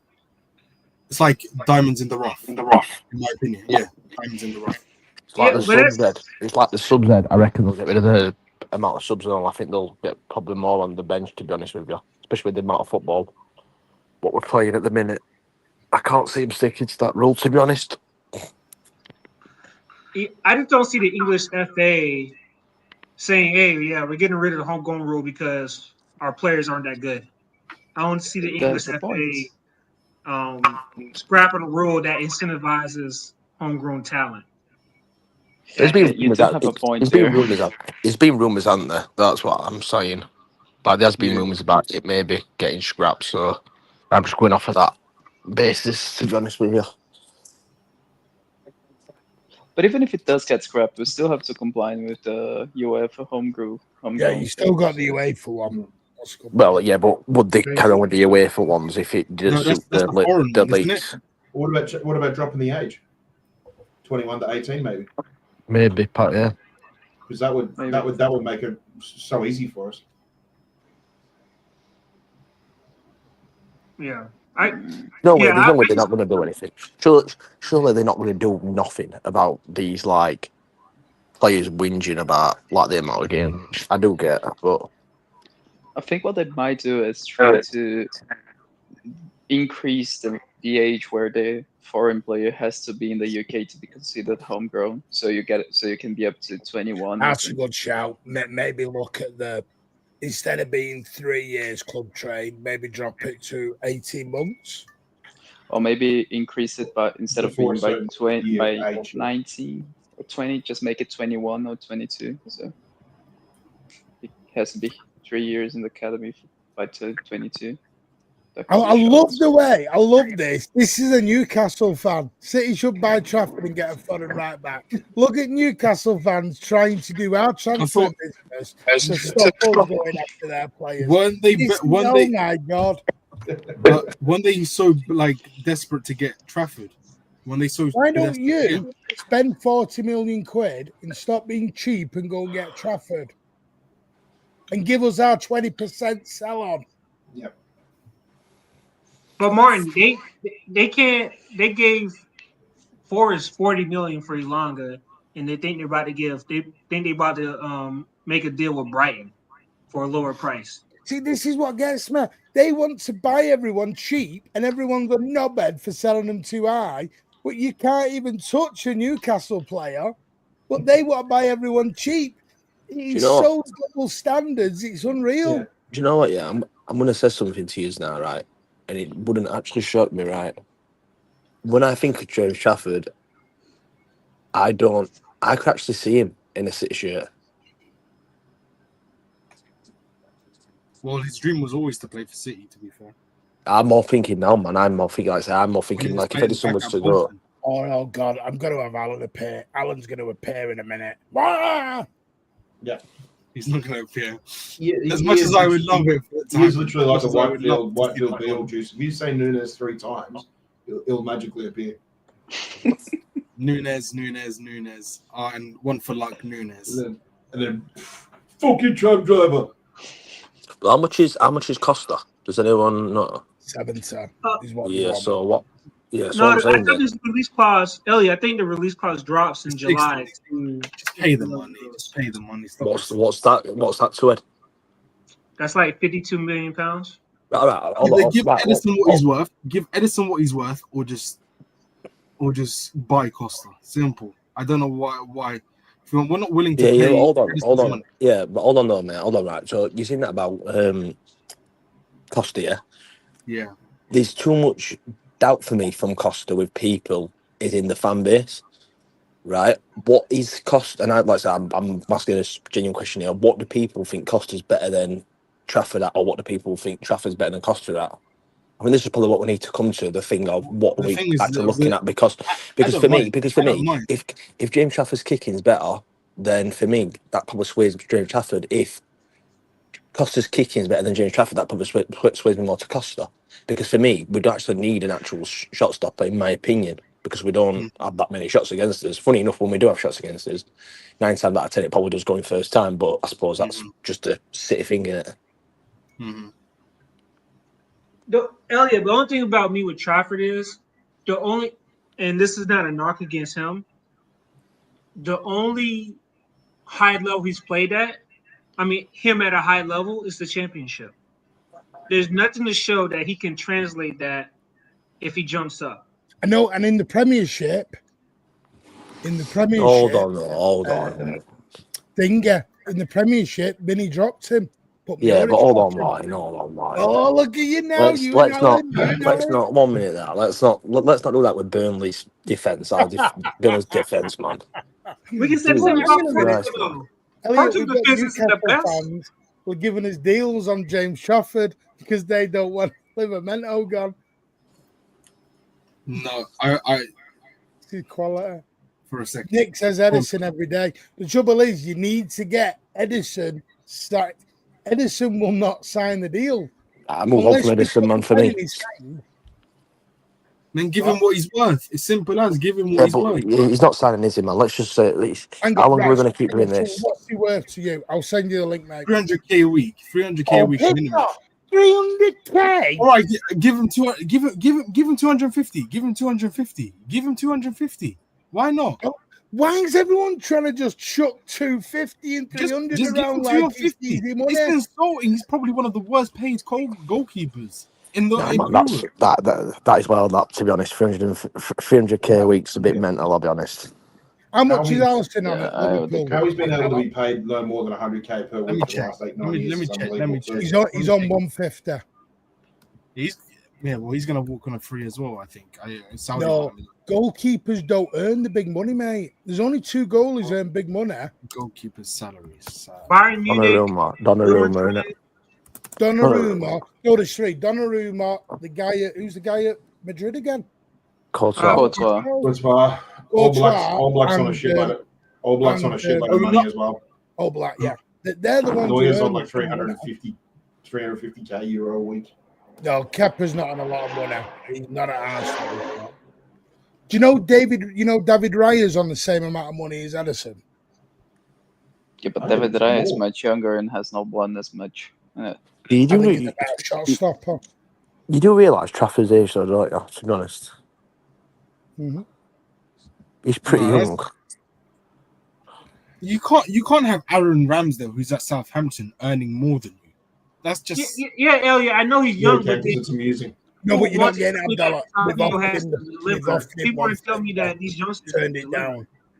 Offered him 200, turned it down. He wants the big money. We ain't gonna pay him that. Sorry, say again, Ed. Sorry, I didn't hear you, man. No, I'm just saying, like, I know he's a young player, but we expect other young players in this team to have good output, have good performances on a consistent basis. If I'm honest, Fair. I don't actually. I like to say it's all about opinions. That's what makes football great in it. But for me, I think Edison's his kicking is. I'll probably swear, yeah, but you can guess what I'm going to say. It's fucking incredible, in it. Do you know what I mean? But yeah. with his handling and that, yeah, I do think that there is probably some question marks from probably a lot of Blues, to be honest. But it's probably the way it probably balances. It's like it probably sways more, obviously, with people loving him because of his kicking and stuff. So I do hear it. I do get it. But then on the other hand, if we are going to play a different style of football, what is that style of football going to be? You're going to need a more sweeper keeper, or you're just going to pass it out to the centre half. So now we've got wing backs. That's a problem. Like I said, we don't know what style of football we're going to be playing, do we? To be honest, so The problem also- is it's fine replacing him, but we're just not willing to pay the price to get a decent replacement. That's the problem. So I don't know. We can't have our cake and eat it at the same time. So it makes no sense. You do. You ought to give Edison like 800 grand a week. No, but the thing is, at the same time, we don't want to trigger the release clause for Diogo Costa. So what does the club want? I don't understand it. Are we being cheap? yeah, but why would the club Edison, who's what is it, 31, 30? Yeah, 31, 30. Why would they pay 300 grand a week when they can sign Costa? The goalkeepers have more of a longevity than outfield players. No, I get that, but I'm saying his Costa's what's Costa 24, 25. 25. No, 25. So yes. So what I'm saying to you is Costa's going to be on a lot lower wage. Surely, if the club are going to look at it in a financial way, which I think they probably will do, why would they not just go with Costa? Only because of PSR and.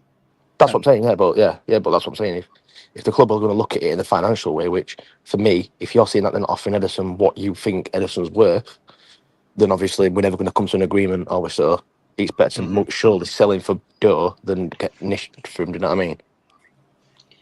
The thing for me with Edison is that his kicking is so good that teams don't even bother pressing us. So this allows us to build up much more freely.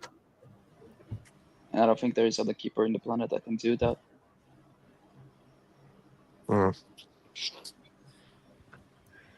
Another thing, if you want to talk about the wages too, is that if Edison's just going to continue turning down 150, well, then we can just turn and say, well, we'll sign Costa, then Costa will come in for 150. So, and again, he'll just fall in the category if he performs well in the first, first couple of years, then we'll offer the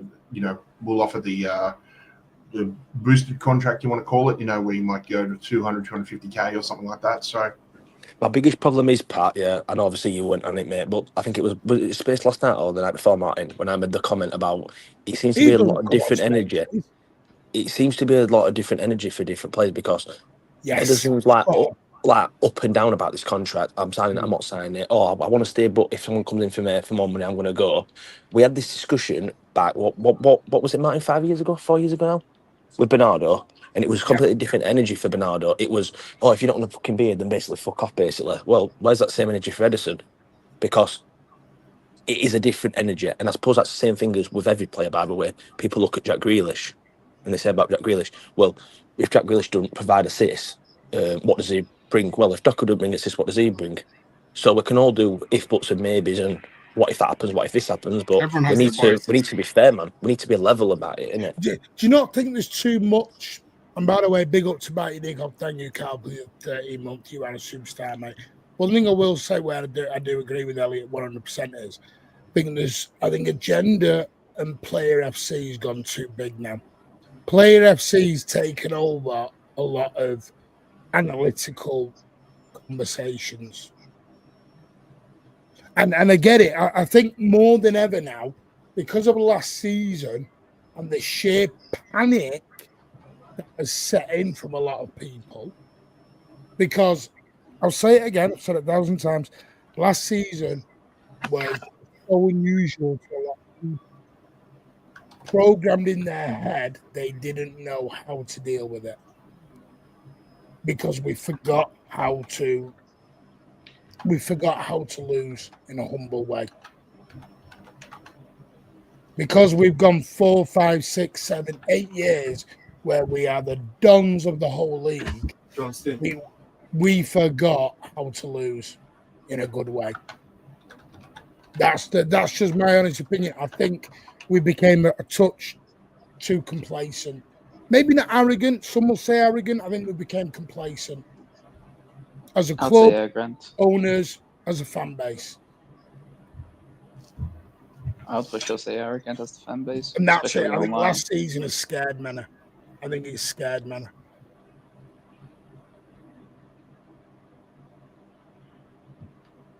It is. It's a weird one because I have never seen. It's like, again, I'll use the Elliot. I don't know if you listened earlier.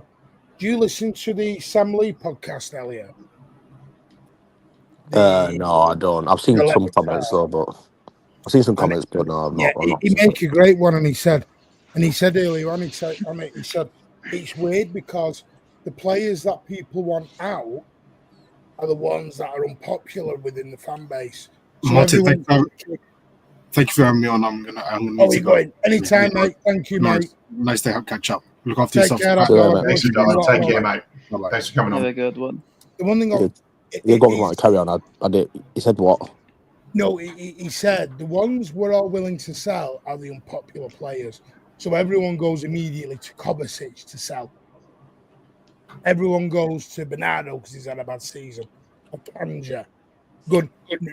Everyone goes to the immediate sort of unks or the ones that are not popular at the minute. No one looks at it in that way anymore. Yeah. I mean, to be fair, Martin, the biggest problem what we have is when people have agendas, they don't change. Like I've said this plenty of times, and even Ed will vouch for this and that on the spaces. Like people know my thoughts on Doku. Unfortunately, I don't personally think he'll make it. Now, if Doku makes it, I will come out and say, you know what, fair fucks to Doku. Yeah, he's proved me wrong. He's proved me wrong, and like it's a fair play to him. I know people doubt like Savino and people like that, but we've got to give him a chance, man. And I'm willing to give him a chance. But the problem is, he just has to be the same energy for everybody else. That's the biggest problem. Because if not, then you end up with a problem where you just start arguing with everybody. Yeah, because I've already heard this already. I said it earlier. Bernardo's going to get the Kyle Walker treatment. We've now got a name of the Kyle Walker treatment. We're doing Why is everyone going off camera? Fair enough. What's going on here? I'm cooking right now. I'm literally cooking right now. Because Boca Juniors have scored.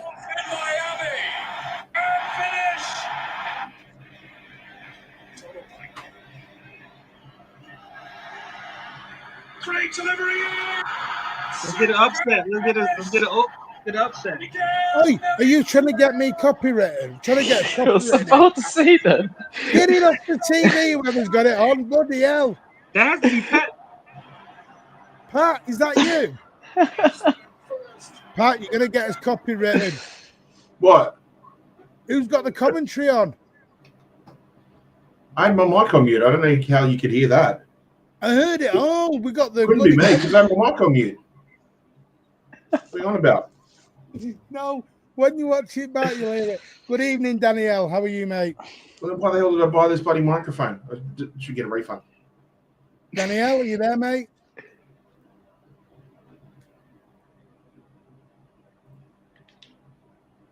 I don't know if he's there.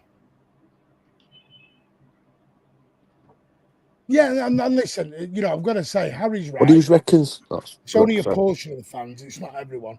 We're going to go another 5-10 minutes, and then we'll call it. What do you reckon about Total Football Talk? How are you, mate? Go on, say that again, Elliot.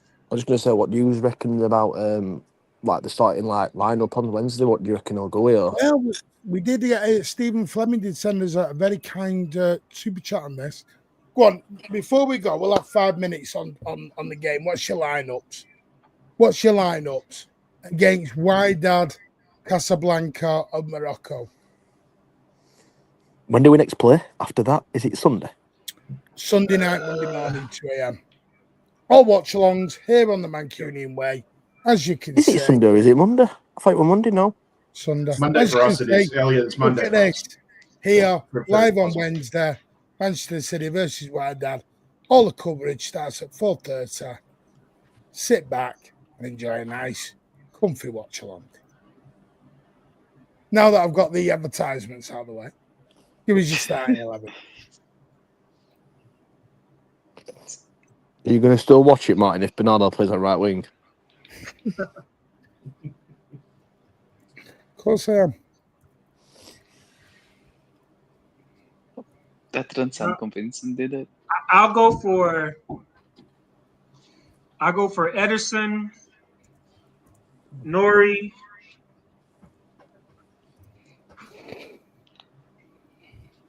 Kusanov? Diaz Cavadio. Diaz, Vardio. Right back, probably Lewis. Big up, Blue Art. Sorry, Ed. Big up, Blue Art. Mate, Nunes didn't go, so maybe Nunes. I'll say Nunes, Gonzalez, Reinders. No one playing Foden. Rodri. I am. Run. Get in that dark alley. Get in that alleyway. Run. Get in that alleyway. Run. They'll get you. Are we also maybe not overlooking the fact that maybe it's important that we go full strength or close to full strength in this game? That's what I'm thinking. I'm kind of looking at because I'm looking at. Are you starting Rodri from the off, you two? Well, never mind that. I mean, I'm talking about starting as strong as possible because I think we're sort of missing the way in which we're playing our fixtures too. Because our biggest competitor to this group, to top in this group, is Juventus. We play them third. We might be in a position where goal difference is important. So if we're gonna go ahead, if we end up going through in this group through goal difference, then we're gonna have to bag a few. So I would rather go strong against Wydad, strong against LA in. And then if you have to go strong again against Juve, which we probably will, I'd rather be in a position where we've been able to bag a few goals, or hopefully bag a few goals against the weaker opposition in this group, so that we're not relying too much on having to chase the game against Juventus if it comes to that. Can I look at this a bit different? Take away the 11. I'm more intrigued at the style and formation we're going to play. I think I know how we're going to play, though. Only because I want to see if Pep lingers. I'm going to have to say Pep number 2, aren't I? And Polo, I've thrown any ideas. What do you reckon is going to play, Martin? Formation. I think we're going to play a similar formation than what we did last season with the diamond and the fullbacks, but with a lot more tempo. And I think, I'm going to be honest with you, I think Foden is the 10. And I think Mamouche goes left. And I think Cherky goes right. And I think they come inside. I just think Pep Linders is going to run with a Mamouche, Haaland, Cherky front three.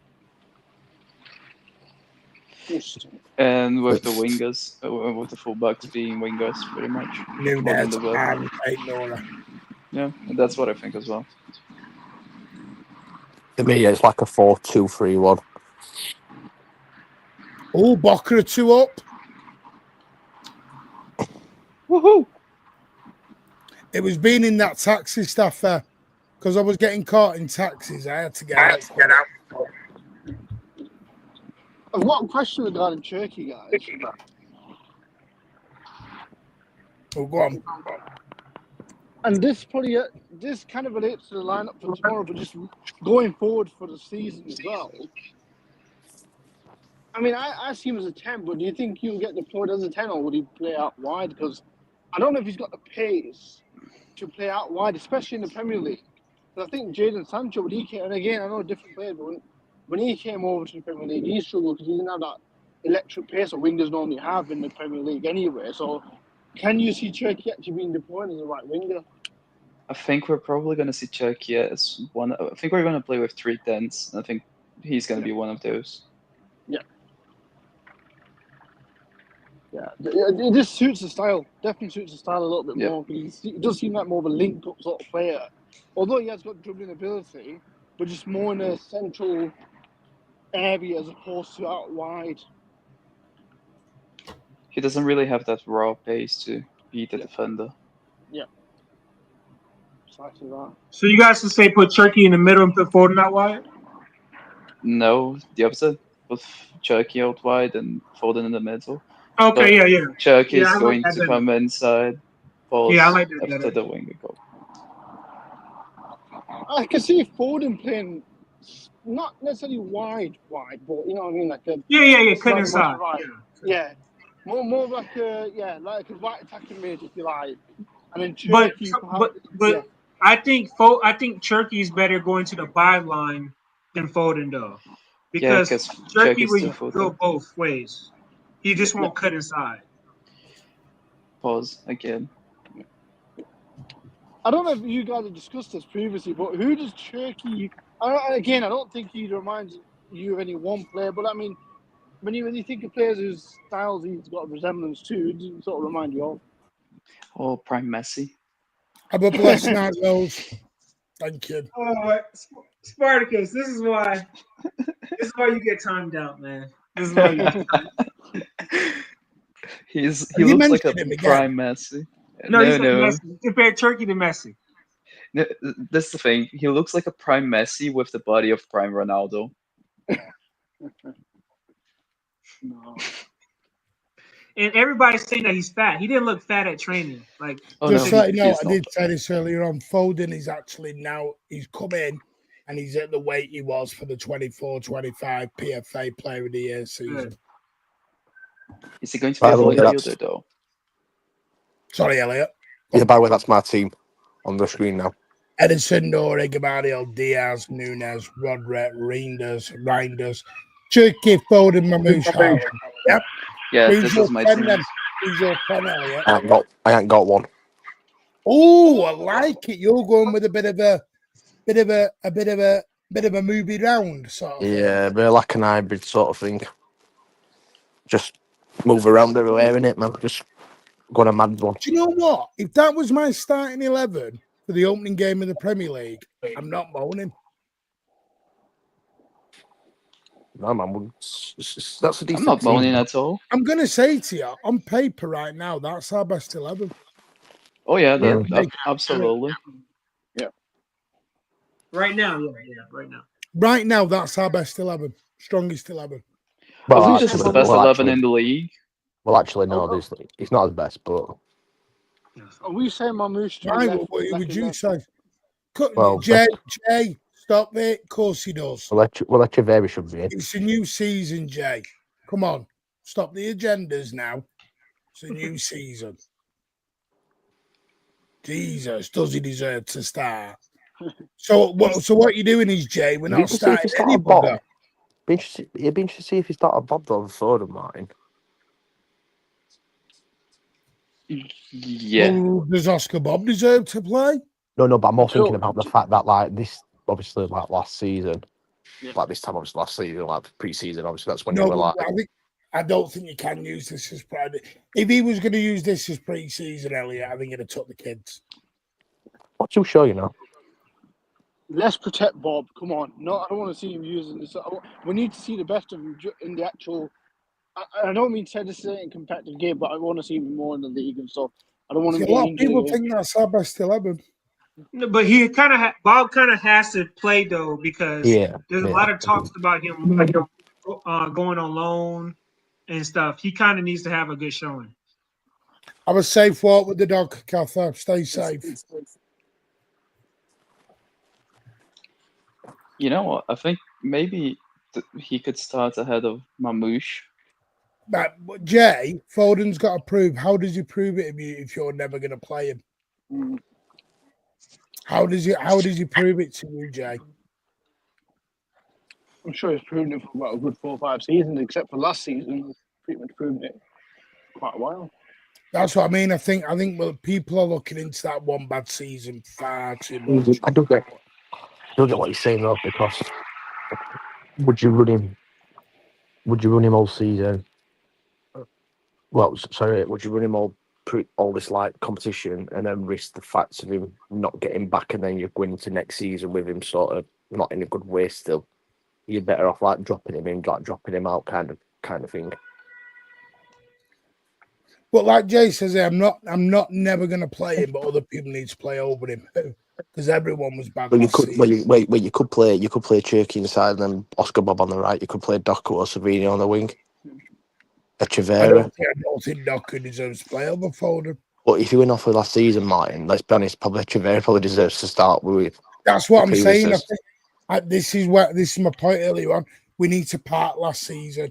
If we keep harping back to last season, we're never gonna agree. We're just gonna go round in circles.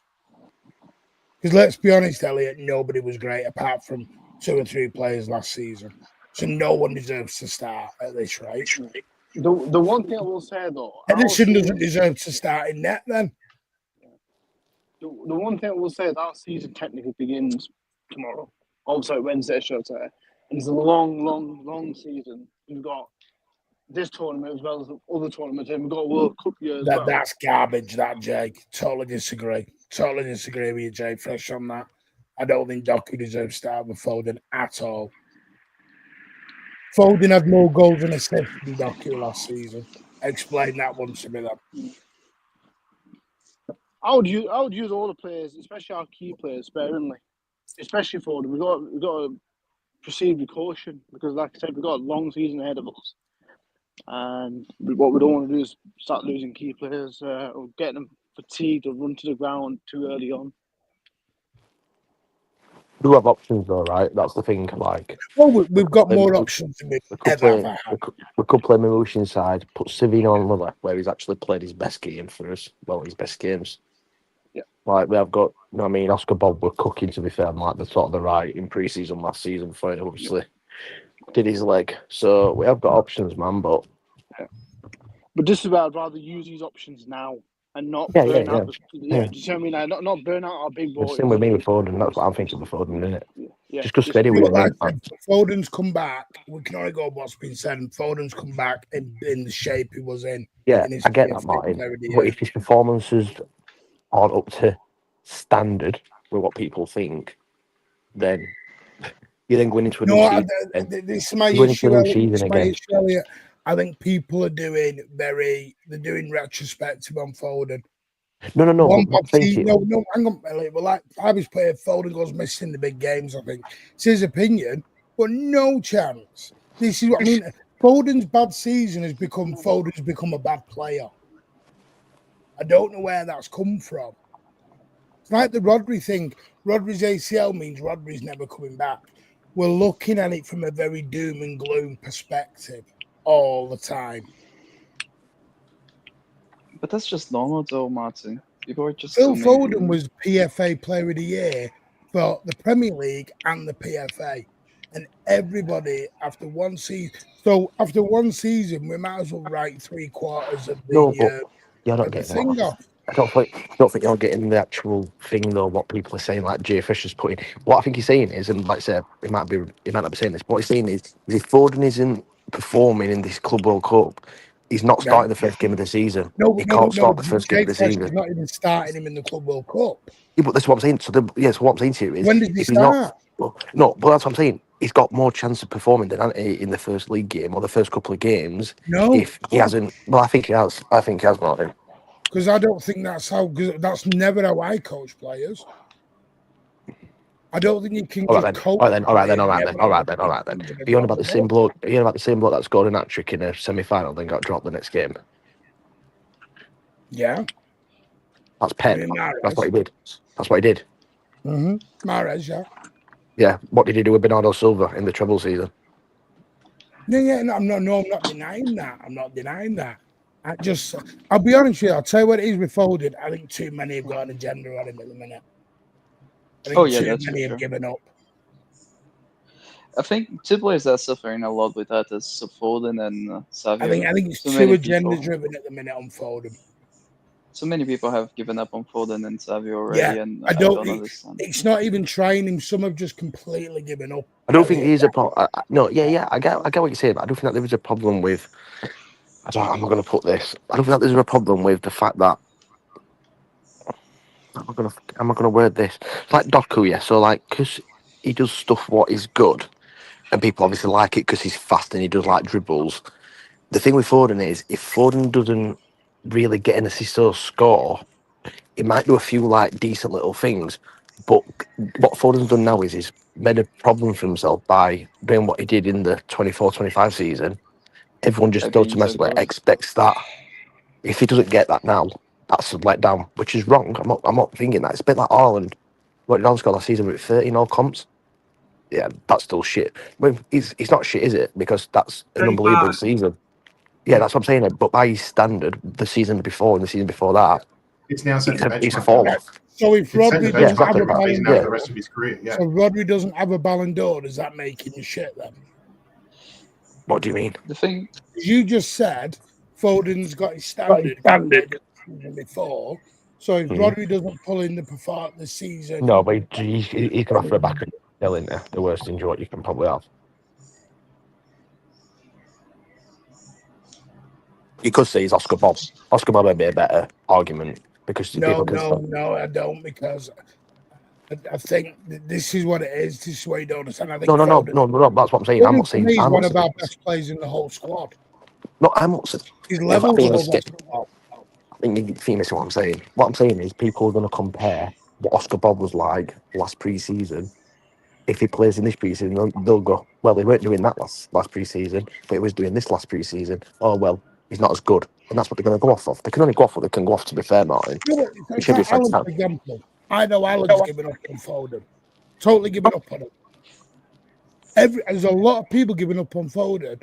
And when Foden says he's been injured, everyone calls it an excuse and they call it a fake news.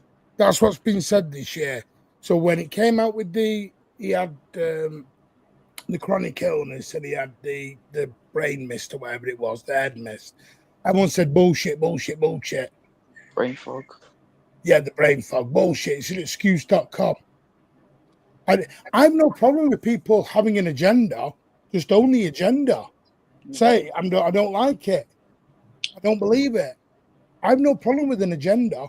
Just be honest about your agenda. Dosh is the nail on the head for me. Dosh is the nail on the head for me, man. And that last comment what he's put on. What? The last comment what Dosh has put on. Is it the nail on the head? Yeah, that's what I'm saying. Everyone has to earn their spot. Yeah, that's what I'm saying. So to Jay Fresh's point then, does Echeverri deserve a chance? Phil Foden had only one shit season. He has enough credit to earn our trust. No one's giving him the trust. Right, but that same thing with Echeverri though, Martin. Everyone's just blooding Echeverri. No, Echeverri and Foden. Come on, man. Come on, Elliot. One's a kid we bought, and one's out. You telling me fans don't want Echeverri to go out on loan? Our best player for God knows how long. 1 minute. You telling me the fans don't want Echeverri to go out on loan? Is that what you're saying? You said you want me to see. No. That's not what I said. That's not what I said. I said about a chance. You just said Phil Foden deserved a chance to get back into the team. He deserves a chance more than Echeverri, yeah. Right, but I'm not on about that as an actual Fistan City. What I'm saying is people are saying Echeverri should go out on loan, right? What basis are they going off of that? Because he's not getting into game time? Why are they saying that? That's what I'm asking you a genuine question. I don't understand as to why people want him to go out on loan. It's like Savino, another one. Because Echeverri is not good enough right now. But... No, but what I'm saying, so like Savino, get rid of Savino, loan him out or sell him. No, that's an agenda. Yeah, that's an agenda. That's an agenda. That's just Hamza. Well, the Echeverri one, let's be honest. And again, I would love to sit here and say he's going to get minutes, but reality is, with the signings we made, he ain't going to get the playing time. And he has got the talent to become something special. But there's no point keeping him in the squad if he ain't going to get the minutes. There's more for his own development. That's what I'd say. That's what I would add. Yeah, but then on the other hand, though, like you said, people are saying stuff about Foden, so you can use the same argument for that, can't you? Really, you can say what I'm saying is Foden has credit in the bank. But here's the thing, Elliot. Though Foden, someone is already established, but Echeverri isn't someone that's established. The point. Everyone's. I don't. I'm not too sure. I'm not so sold on that, to be honest. Depends what you're classing as established. Wow. Kevin De Bruyne is established. David Silva were established. Can I ask you a question? Can you read me out? You can't be at a top for 5 years. Bernardo Silva's established. Bernardo Silva's established. Kyle Walker was established. Vincent Kompany was established. One young player of the year twice back to back. What are we doing here? Come on. No, but he's not established as them other players, though, Martin. Don't say it. No, Elliot. I'll be honest with you. He's not established. He's not established as Kevin De Bruyne is, or David Silva. He's got more awards than all of them. You're telling me Phil Foden's a better player than Kevin De Bruyne? No, No, I I didn't think say that. But apart from What Kevin I'm De saying Bruyne, is, so what, Phil that's what I'm saying. Foden has more awards than No, anyone. David Silva was established. Yeah, So, no, I'm going to. so You said Bernardo Silva. Is he better than yeah, Bernardo Silva? Yeah, not for me. more No, established than Bernardo Silva. Bernardo Silva's done it. No, Bernardo Silva's done it more consistently. Sorry, can you No, tell but- me how many PFA Player of the Years he's won? Who? Bernardo. He's not going to. He plays in a different position, don't he? Can you ask me how he plays? He plays in midfield, same as Foden. He How doesn't. many young Phil Player of Foden the Years? Phil Foden plays as an attacking midfielder. Bernardo Silva plays as a 6 So- and 8 or a 8. The point I was making, I don't want to compare who's established out of or in the hierarchy of establishment. Is more who's more established out of Foden and Echeverri, because that's the case you use it. Foden is the more established player out of him and Echeverri. I don't think anyone could really debate that. I don't think people can debate the fact that Phil Foden's had a better Man City career than what Bernardo Silva has. No, I'm not saying. But again, we're talking about Echeverri and Foden here. I don't know where Bernardo Silva. No. The point of Echeverri just got misled, and people don't understand what I'm saying. What I'm saying is, Okay, people want to get rid of Echeverri on what basis? Mm-hmm. What have you seen? Why they want to get rid of him? What's going on? Nobody's saying get rid of him. No, they are No, not. it's because of the Martin, you've squad. seen people saying get rid of Echeverri on Twitter. Let's not do this. Yeah, but I don't agree with it. I'm not YouTube. agreeing. Yeah. But I don't agree with that either. I think That's you what I'm should saying. be given That's what I'm saying. What I'm saying. That's my whole point. Those That's my whole people are point. No. I agree. What I'm saying is to compare Phil Foden to Echeverri. That's not what we're doing. I weren't doing that. What we're saying is people aren't giving Echeverri a chance like they're not giving Foden a chance, was my initial point of what I were making. Nobody's saying Phil Foden isn't good enough. Nobody's saying that. But what they're saying is, does he deserve to start in pre-season after last season? That's what the question's what they're asking. Yeah, because it's a clean slate and that's the way it should be. That's your opinion, isn't it? Should be. I know that's what Pep says. So unless Pep's lying. Well, I mean, he does that quite a lot, to be fair. I just don't want Echeverri sat on the bench all season. Honestly, I don't want another. I think it's mental. situation. I just think it's mental. Like you're putting like, but Don't buy Cherky, don't buy all these players. Then this is what I'm saying. You can't. What we're doing with Ipan then? Is Nathan staying at the club or is he getting loaned out? This is what I'm saying. This is what makes me laugh. Is everyone wants to spend 300-400 mil and then goes, what about the young lads?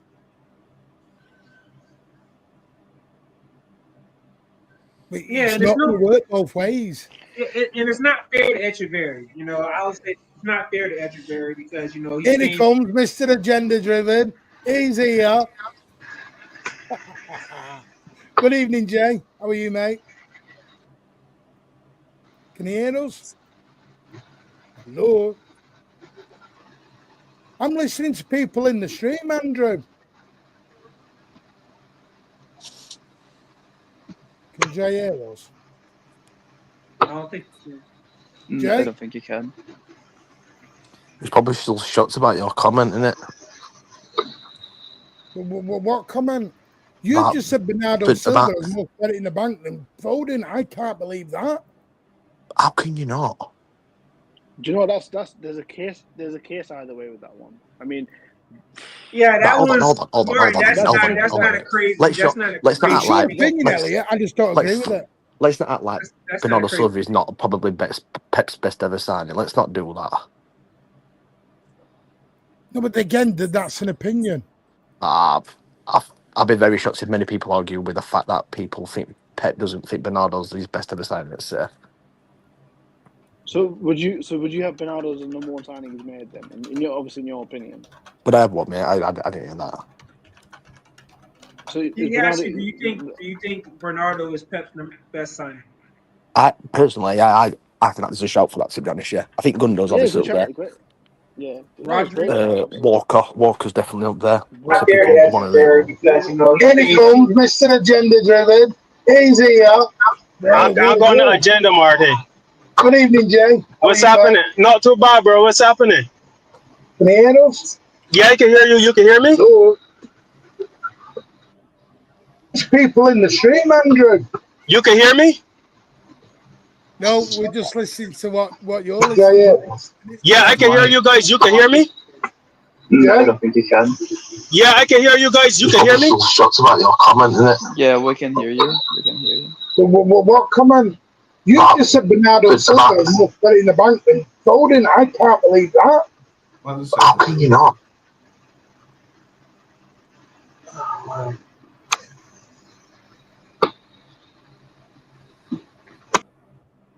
See if we can add him back. Sorry. That was like watching us back on delay. In the Mancunian way, hit the likes for that pure entertainment right there. I'm trying to figure out how the hell I ended up in a Twitter space. Elliot's always in Twitter spaces. I don't even have Twitter. I feel like I've fallen into Can a you Twitter hear us space. now, Jay, without the delay?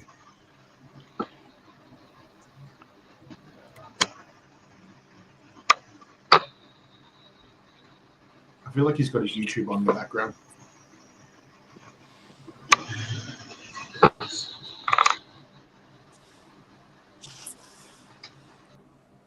Tell us to do call. That might work better. Is anyone watching this Boca Benfica game? It's Yeah, it's crazy. Did you see the coach on the sideline? Yeah, Andy Herrera got a red Anyway. card. Andy Herrera got a red card for handling the security guard. Like I said earlier, some are going to love Bernardo, some are going to love Foden, some are going to hate Akanji. And this is the beauty of these debates, because if we all loved each other. Do you know what? Would you have the same energy, Martin, if it was anybody else other than Phil Foden? And be honest. And no, if it was somebody else who'd achieved as much as Foden, yes, I would. So I find that hard to believe because I know how much you love Foden. So I do. No. The thing is with Foden, he's done it now. He's established it for 4 or 5 years.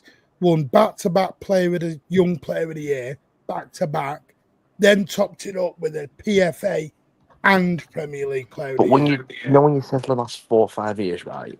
Do people actually realise he didn't play that many games in the actual treble season? Like, when I mean games, I mean like important games as such.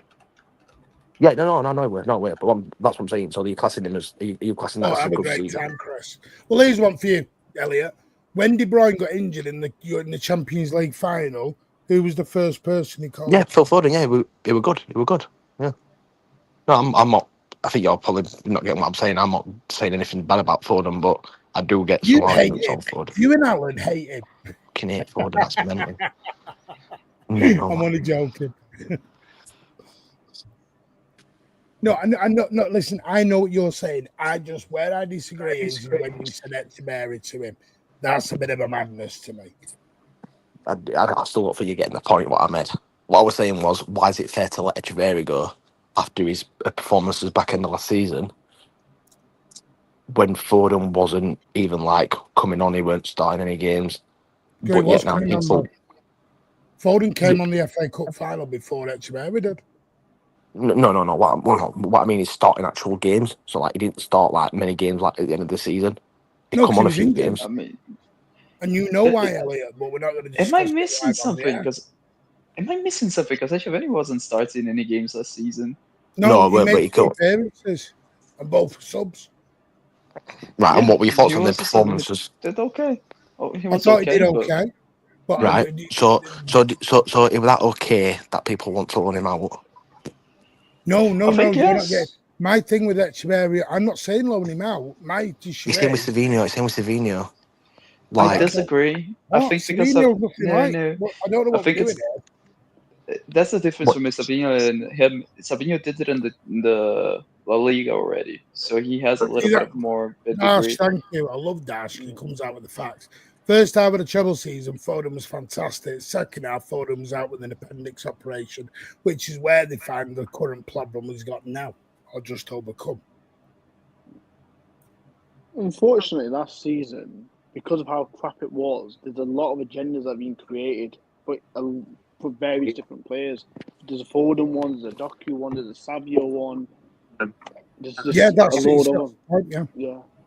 And obviously it's not right to have that, but unfortunately that's what's happening. That because of the season we've had, everyone's looking for someone to blame.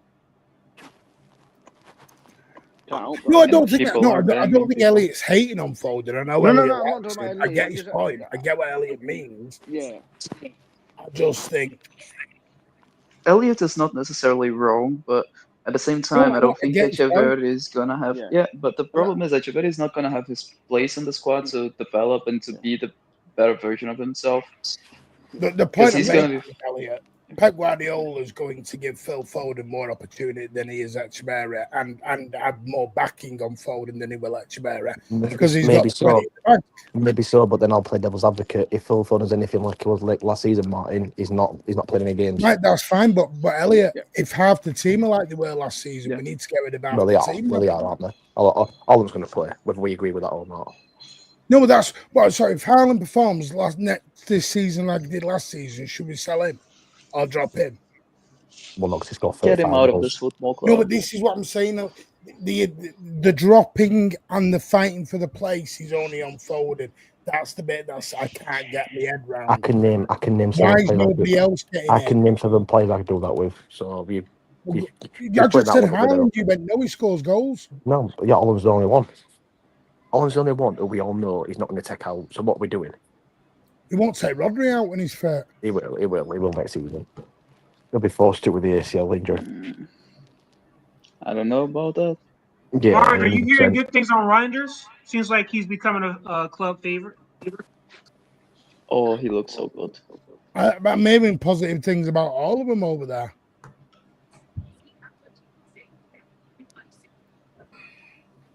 I think, do you know why? Yes, Foden is my favourite player. Don't deny that. But I think the Foden stuff's gone way over the top. Way over the top. I think I'm not disagreeing. Why people have given up so fast on Foden is ridiculous. And we're rewriting history. That's my thing with Foden. We're rewriting history on him. I don't think anyone's giving up. I think people are more worried in it. There's a handful. I feel like what we've done with Foden is sort of similar to what we've done with this past season. It's like we're so worried about, we're so critical about everything that happened in this season that we completely forgot what we've done the last 4 or 5 seasons prior. And I feel like it's the same thing with Phil Foden. I realised just how much of an increase in quality that we're getting from this player, because obviously we all know Pep took big care of him. At the start of the decade, basically. And then as time went on, he just got better and better and better. The same way we got better and better and better and got more successful. And the one time we have a drop, Phil Foden coincidentally seems to have a drop at the same time. And we just forget everything that he'd done previously as well, in the same way that we've forgotten all the achievements that we've done because of what happened this previous season as well. So I do think it's slightly unfair. I think if it's going to be a situation where it's like we're going to be willing to forget that, then we should go ahead and forget everybody else's performances as well. Because at the end of the day, collectively, we had a down season, and we need to just not rebuild, but we just need to reset in terms of what we think about certain players, what our agendas are of certain players, because we know for a fact they're going to come back bigger and stronger and ready to play for us. So, I don't want to be 6, 9, 12 months from now be saying, oh, hindsight's a wonderful thing. But I know for a fact that if once we get back being successful again, I don't want anybody to be backtracking on these so-called agendas that they might have on certain players, because for a fact they'll be singing their praises from bloody mountaintops, because I don't know. It's just the problem is that people I think just live in the moment too much about how they feel that certain players are performing, and that they're willing to sort of talk down about them, or make just I don't know. It doesn't. There's no evidence for that, Pat. That's the thing. What I was said back to what you just said. I agree with what you said, but there's just no. My point on it, and I think a lot of other Blues is, I know personally, there's no evidence that, or there's no God-given right that Phil Foden is going to get back to the high spot he was at. And that's, listen, if that's what happens, that's what happens, and that's football. But we shouldn't be condemning them before the fact. That's what I'm going to say. That's what that point. That's what I think a lot of people are worried about. I think people are worried about the fact that you're not going to get back to Elliot, this is where I can just twist your sentence and give it back to you. Do you have any evidence that he's not going to go back to those levels? Because I have an evidence that after an injury, Foden goes back to very high levels. He got injured in the treble this season. I don't think it's an injury. He got an injury in the treble season. He got an injury in the treble season and became PFA Player of the Year in the next one. No, So but that's not that's an an injury, though, evidence is that it? he That does. last season isn't an injury, is it? Or It is. it may be an injury, but that's not the only thing. What was wrong with him, though, was it? Let's not. No, but that's what I'm saying. We can't That's my excuse point, the mine. reason he walked No, out. that's my point, though. That's No, if you right. can't So, excuse that, then so Elliot, this. then we are. I'm No, not. that's my point. We are That's my fucked point. as a society. Then No, we're that's fucked. that's my point. What I'm saying to you is, people don't look at that. They just look at the performance at 3 o'clock on a Saturday or a Sunday or Yeah, quarter I past agree. 7 or an 8 o'clock on a Tuesday, and they just see it What like that. They you don't just see said what goes on there, through the week. nobody knows Foden comes back. So why? So is someone within the right said we don't know if Rodri's going to come back then? I think that to be fair, I have heard people say that, to be honest. And I don't agree with them. So this isn't a Foden thing. I don't agree with that. Well, I think there's Rodri too much deserves. doom and I think gloom. Rodri should be roughly back to hopefully his best around I've never January. heard Oscar Bob's injury, it's like, well, we're never going to see the true development of Oscar Bob then. Like, nobody talks about Saka like this when he was out and out and out and out. The problem what we have. Sorry, mate. Go on. No, go ahead. Go on. No. I was just going to say the problem what we have. I think the main problem where probably I'm coming from is, I don't think, whether it's Pep Guardiola, whether it's Vincent Kompany, whether it's Jurgen Klopp, or whether the manager may be Mancini, whoever it may be, right? We can't play these players if they're going to perform as bad as what they were last season, and that probably does include Foden, and that probably includes Haaland for me. That includes a lot of players. Yeah. What did Calhoun say in that whole interview? Last season was last season. We've got to turn the page. I agree with that. That's what I'm saying. But what I'm saying is not turning the problem is no. But the problem is if Phil Foden performs like his last season, Martin, he can't play. If Ruben Dias makes some mistakes what he was making back in the last season, he shouldn't be playing either. Yeah, but people only talk about Foden. That's my point. Well, I don't. So I can't go. I can't go off what the people say. I'm my just going point with Jay Fresh, and Jay Fresh is a top lad, love him to bits. He only talks about Foden. The expectations are different. As simple as that. What he did in the PFA year shouldn't make him a victim of his own success. Absolutely. The point I know it's a problem because now it's set a standard for what he's going to have to do for the rest of his career. I know what it is with Jay a little bit. I know what it is with Jay a little bit, and I don't want to say it. Well, I will. Jay thinks Foden's protected because he's a local lad. Yeah, he doesn't like that. He doesn't like that. I know he doesn't. But unfortunately, the local lads are a bit more protected than other players. That's just the way local football fans are. United did it with Rashford. You know that. I don't know if I agree with that entirely, because if that's the case, why is there so much criticism towards Rico Lewis then? I don't think that's entirely the case. It's just we have seen what Foden can do, and we've seen it for a number of seasons. What isn't fair, Jack West? Jack West, Jack Lee. What isn't fair? I already know who Jack West is. Somebody DM'd me and told me who it was. I'm not having to go at anyone. People can think how they want. I've no problem with that. But this is my thing, and this is where people don't realize. Nobody in the stadium slags Foden off. No one in the stadium slags Rico off a lot. It doesn't happen in the stadium. I think it happened a lot last year, though, didn't it? A lot more. It happened a lot more, didn't it, last season? I love how Martin had to add a lot at the end of the Rico one. Yeah, but no, I'm not saying about the Rico one. You didn't believe what was being said, Jack West. You didn't believe, and your exactly words to me were, you think it was an excuse, Jack. So man up and be honest. Looking at, sorry, I just want to ask though. Go on, mate. Sorry,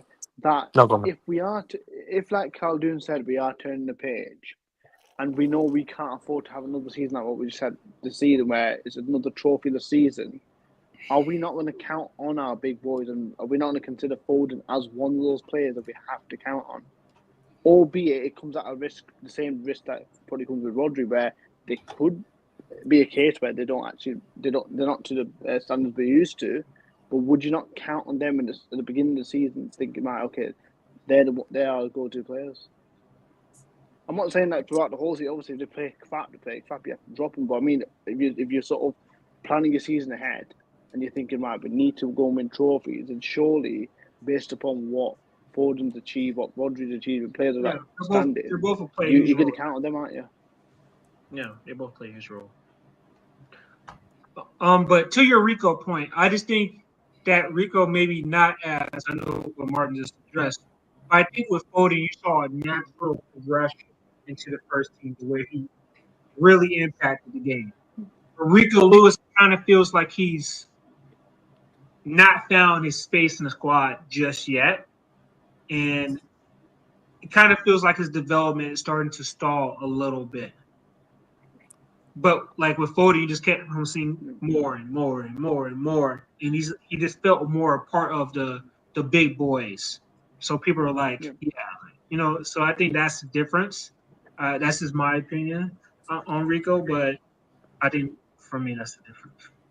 I always said this. The shame I have with Rico is like you kind of wish he was 25 now, because by the time he reaches that age, you'd like to know where he is at his peak. Mm-hmm. And we don't know what his peak is. We don't know what his peak is. That's a good comment by Jack West. I know you've been arguing with him, but that's a good point, actually, what he just made in the Jack chat. West is. It's Jack Lee's second account, Elliot. I don't know, but... He got outed by people the other day, you know him. Well, I don't know, but that's a good point, actually, what he has made about the number 10 position. He hasn't really been able to, apart from maybe and I'm not calling Jack out, but I know Jack doesn't believe the Foden he thinks they're excuses. And that's fine. People can think whatever they want. My issue is, why's Pep got credit in the bank? Rodri's got credit in the bank. The only one who doesn't have the credit in the bank is Phil Foden. I don't get it. This is what I'm trying to say.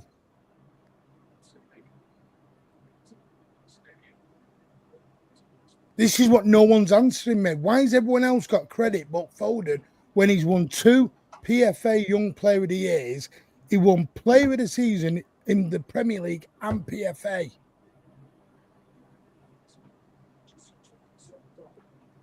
When someone can answer me that, I'll listen to the argument.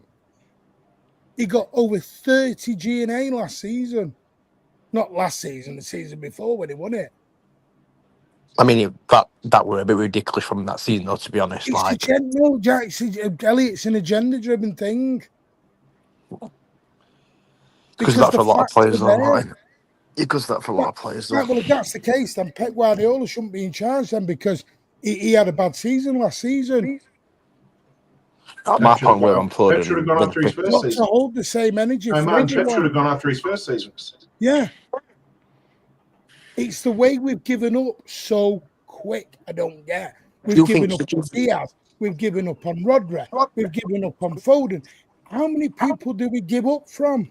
Do you honestly think, Martin? I don't know. Honestly, do you honestly think that many people actually think Foden's going to get back to them levels? And don't think we're out. Don't think we're out. No, I think he will. Yeah. No, not you. No, not you. I mean, other people. Do you honestly believe that Phil Foden's going to get back to them levels? No, because what people are saying is they didn't rate him that highly in the first place. What they're saying is that season was a fluke. Well, or the other one too, Martin, was just like, well, if it was that good, why did Pep take so long to get him into the squad? Yeah. Well, I guess KDB doesn't exist in it. Yeah. At the end of the day, we can debate 3,000 times. The only person who matters is Pep Guardiola, and Pep has talked about him and talks about him in a very high regard. And at the end of the day, if we're willing to give up on Phil Foden, then we might as well bin the academy tomorrow. Bin it and send it away. Anyway, lads, I have to go. The academy's dead at that point. And that's my issue with it. If Phil Foden is getting destroyed now, have a good one, Spartacus. Have a good big one, up, Spartacus. Go on, Sean, lot of love. And that's all it is to me. It's the sadness of, if we're giving up on Foden, it won't take much to give up. And this is what Total Sports said. We give up on Rico quick. We're giving up on everyone so quickly. Doku, Savio, quite a few. We're giving up on everyone. We become such. Diaz. Some, I will use the word some. Some have become so negative. Worst case scenario that they can't see the wood. They can't see the the road from the trees. Yeah, what you got to remember though, Martin, is some players might want the boy, and I'll class that as, I'll say that again, the boy in Foden's position. So, like, whereas me, well, Ed, and you, well, Pat probably knows as well. To be fair, everyone probably knows I really rate Echeverri, but I'm not daft enough to think that Echeverri is going to get in over Foden, Savio, Mamouche, Cherka. That's just common sense. That's just that's my impact. That's just common sense. But other people who want Doku in over Foden, or they want Savino in over Cherka, that's because that's who they support. They support the player, not the actual club. Yeah, that's my opinion on it. To be honest with you, but while they're wearing a Manchester City shirt, I will back every single person. Yeah. Why I back Calvin Phillips till the end? I don't give up on anyone. And that's what's annoyed me a little bit this year is people telling me or telling everyone is giving up on so many players because of one bad season. And then they tell me we're not entitled or we don't know how to handle losing. What this is showing me, Elliot, is nothing's going to change next season. What this tells me is first bad situation, Elliot, is going to be World War 4, 5, and 6. Well, why aren't seeing shots about that? Because I always thought I thought You don't. No, you don't. You knew it were coming. You knew it were coming. You just hoped it weren't going to happen. That's the difference. Yeah, no, I did. Of course I did. But what this is showing me is that nothing may change next year. But we're not ever going to go back. But we're not ever going to go back to what we were, though, are we? That altogether thing was. That was. I don't do entitlement. I don't do entitlement. Oh, that's your opinion, isn't it, man? Like I said, that's not me. Like you said, people look at it differently, don't don't they? they? With death threats and everything else again. Fine. By the way, Jack West and Jack Lee, by the way. No, that's fine. But just then two other people have told me the wrong info. And it's fine. Jack West can disagree with people. All he wants, Jack West hasn't agreed with anything I've said from day one. You just need 2 phones to do this, by the way. Jack West has told me he's unsubscribing 4 times. He did actually agree with you. He did actually agree with you the other day. And he's quite nice to me, so big up Jack West, innit? So, but my point is, yeah, and if now it's changing the fan base, then sorry, Jack, it's I don't know where we go then. You're not going to change that, are you? What is the aim for next season, Martin? What is the aim for next season, Martin? That's the question. To challenge. Right, to challenge. Right, if you ask 75%. Yeah, exactly, Ed. I would say if you ask 75% people, win that trophy. It's to win the Premier League or win a Champions League or win an FA Cup. Do you agree, Pat? Would you agree with that? That's how people look at it. We've got to get the Premier League back. Hopefully, we can pitch a domestic trophy too. I think we're maybe a couple of years away from really, really, truly competing for a Champions League. I'm not saying that we won't go deep in the tournament. I just think we're just a year or two off from really competing again. But yeah, I'm ready to get that Premier League back. And if we can do a sort of rinse and repeat from what we did in 2017, maybe sneak a Carabao. I want the Carabao. I think all of us want the Carabao because we're the only fan base that takes us seriously. So why not?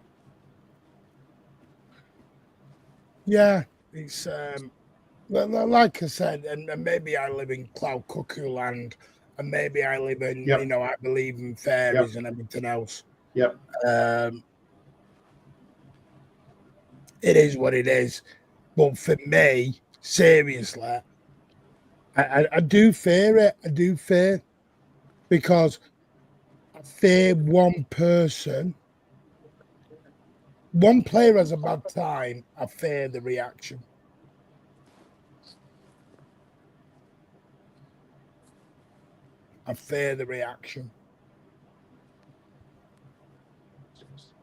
Because So we're saying we're league or bust? That's basically what we're saying, Martin. We're league or bust. Yeah, we're basically saying league or bust. And I don't mind being league or bust, to be honest with you. That's the biggest So we thing as don't win well. the league, Jack's. should I drop my season ticket in? No, but that's the biggest thing, Martin. No, That's the I'm biggest. just saying that's a good position to be in. That's That's a good position that's to the be in. biggest thing. What Jack's just put in the comment. Is it Jack Lee or Jack West? I don't know which one it is, but we always put the thing about Caldoon. That's the point. That's probably what people. To win, that's fine. Yeah, no, that's that. But what I would say is that is the. That's probably the way that fans all look at it because. Yeah, a lot longer than Caldoon. But guys, but when you say your league or bust, that means your team can win the league. You think your team can win the league every year, and we have a squad that we can say we should be as long as out there competing every year. So there is no in between, you know. Like I'm not going to say I want to be top 4. I'm going to want to say I want to win the league. Some people say we're spoiled, and I'm not saying that. People can have any opinions they want. I have no problem with that. And you said something to me, Elliot, very privately. Maybe it's because I go from the match to the online world. Maybe that's where my disconnect is. Take it in it. Like, I mean, like I say, I go home and away and listen.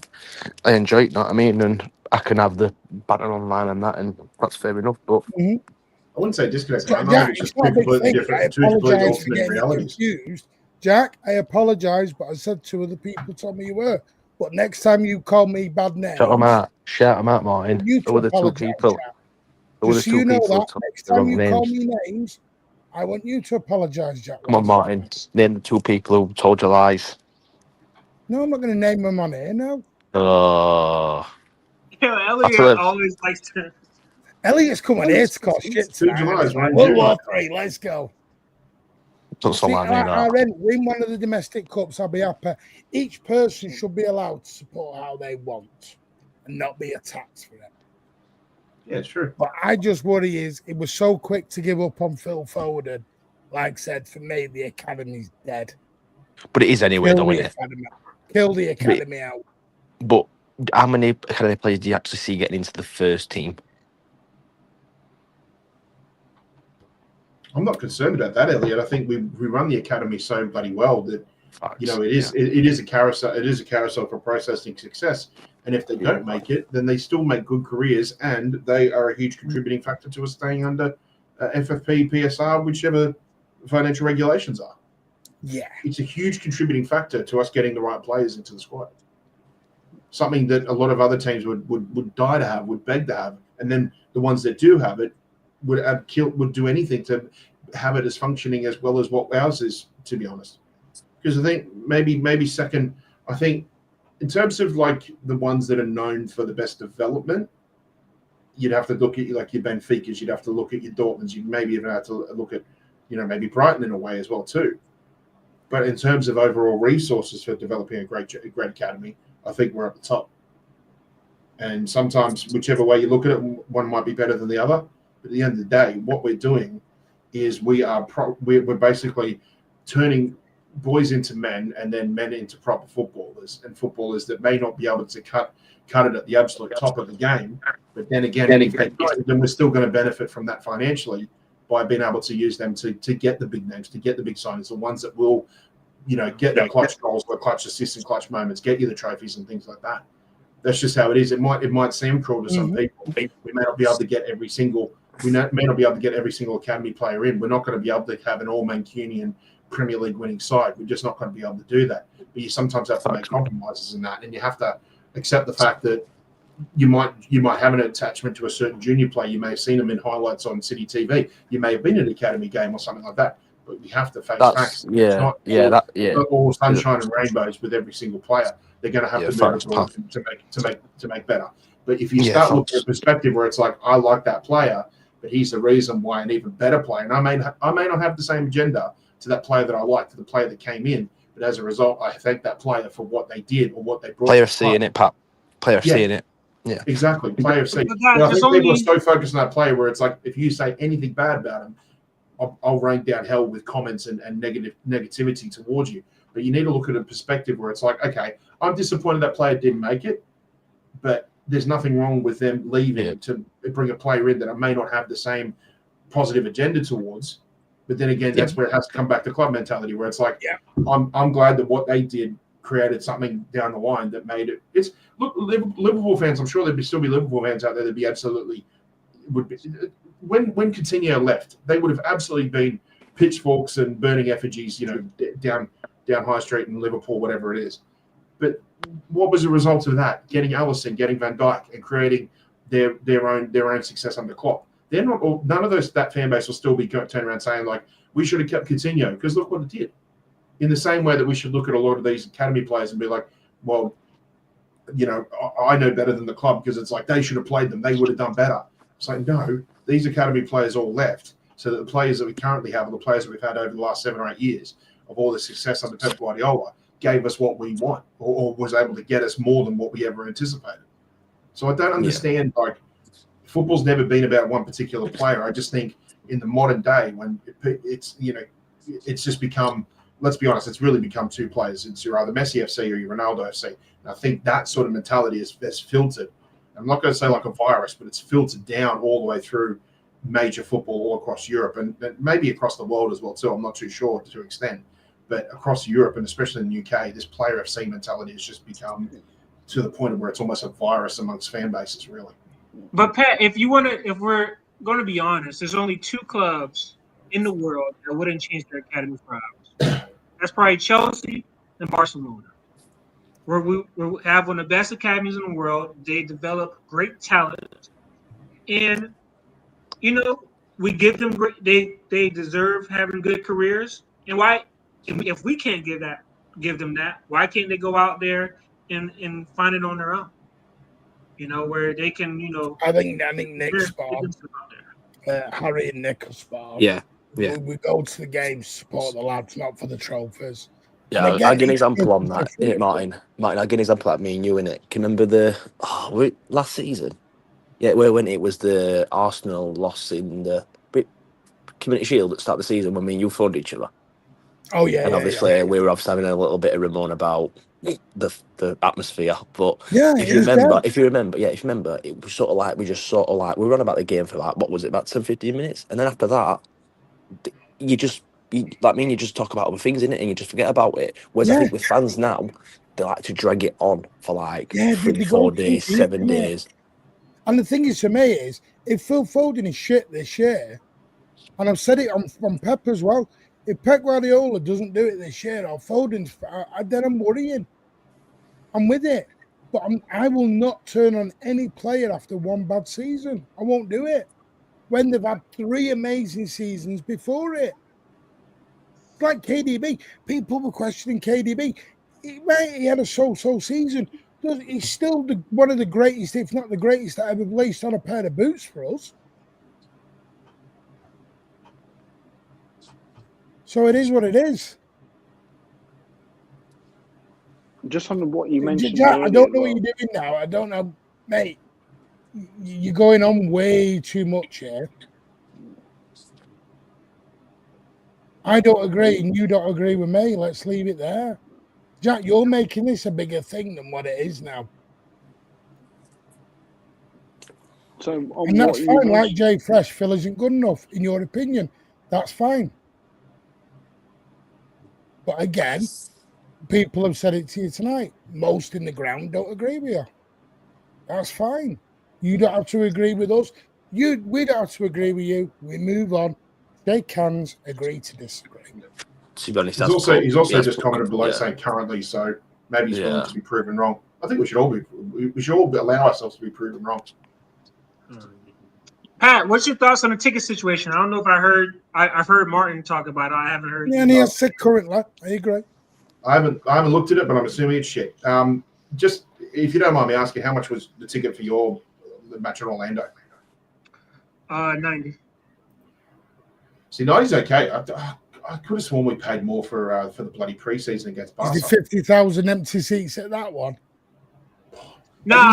Here you go. I heard Martin's going to say 50,000 empty seats. We didn't mention it either. Did anybody see what happened? Apparently, FIFA was getting people having their tickets redirected to certain seating areas so the cameras can make it out to look like as if the stadium's more full than what it actually is. So what they're doing is they're taking people from the bleachers, moving them down to like closer to ground level, so they can create the illusion like as if the stadium's full, because they're only doing panning shots of like the lower tiers. Anybody hear about that? Yeah, I saw that report. Yeah. I don't know, mate. $90 doesn't sound too bad, but I mean, like, I'm sure we paid more, Martin. I'm sure we paid more for the bloody preseason, so maybe that's not too bad. No, preseason was more. You're talking about Barcelona? Yeah, that was more. Paid more for the preseason than we did for 120 US, I think, maybe. No, it was more than that. It was more than that. I can't remember, to be honest. It was 95. It was in pounds what I paid. That never mind your dollars. Yeah, I can't remember. House Captain says my ticket for Wednesday was $125 behind. Have a great time, House Captain. By the way, anyone who's got the Club World Cup, send us the videos. If you've got me WhatsApp, send it us. We'll stick it in. Do you know what? Actually, that game in Philly is going to be good because their supporters group in Philly, the Broad Street Blues, are a fantastic bunch. House Captains, they're loud and rowdy. They'll get into it. They'll make some. I think you guys have a good crowd, Pat. I think you guys will have a good crowd out there. Yeah, I think so. I think you are upset about the tone. I'm not upset about the tone situation at all, mate. Come on, mate. Jack, you're going too far. You're going too far now, man. Yeah, let's relax a bit, Jack. Come on. Don't be a dickhead. No, mate. No, I just don't want death threats to be on my children like I got last season. Not that deep, Jack. You're going too deep on now, mate. It sounds like it sounds like Jack Lee, to be fair, like he's been out like normal on spaces, isn't it, man?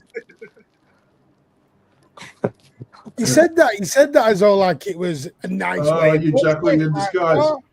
You Jack Lee in disguise. Great trip down there with mates, good drink, song, back the lads, argument with some blues, clap plays off. See, Alan said that. Alan texted me after the Southampton game and he went, did you boo the players off? I went, no. He went, why? I went, because we don't boo the players off. But they were shit. They drew 0-0 at Southampton. So no one booed any player off. We clapped them. I'm like, I was booing my fucking TV. Seriously, I've got to be honest with you. This is what I mean. It's like when you go to the game of football and you watch it, you're doing it for the love of the club. And I get Khaldoon and Sheikh Mansour and Pep. They're only here for a short time. Yeah, I would say short. Well, but you know what I mean. We're all going to be here longer than them, probably. Why are you laughing, Elliot? Is that you? No, fucking comments on Jack's messages. I'll change my picture so you are all happy. This is Jeff or Jack Lee. Jack Lee in it. I don't know what. Jack West is on his way to a timeout in a minute. Players got beat 5-1, so they don't send out to beat. It's good to see you there, mate. Yeah, it is what it is. Players, exactly, Harry. That's my point. Players, managers, owners come and go. Fans don't. But Pat, I was talking more about the Etihad Man City tickets. With the prices going down, it seems like big up to the club. Absolutely big up to the club on that. Yeah. Big up to 1894. Big up to We Are Trade Union Blues. Bloody hell, what's going on here? Yeah, a lot of people put in work for that. So, you just got to big up the whole. Anyway, final thoughts, gentlemen.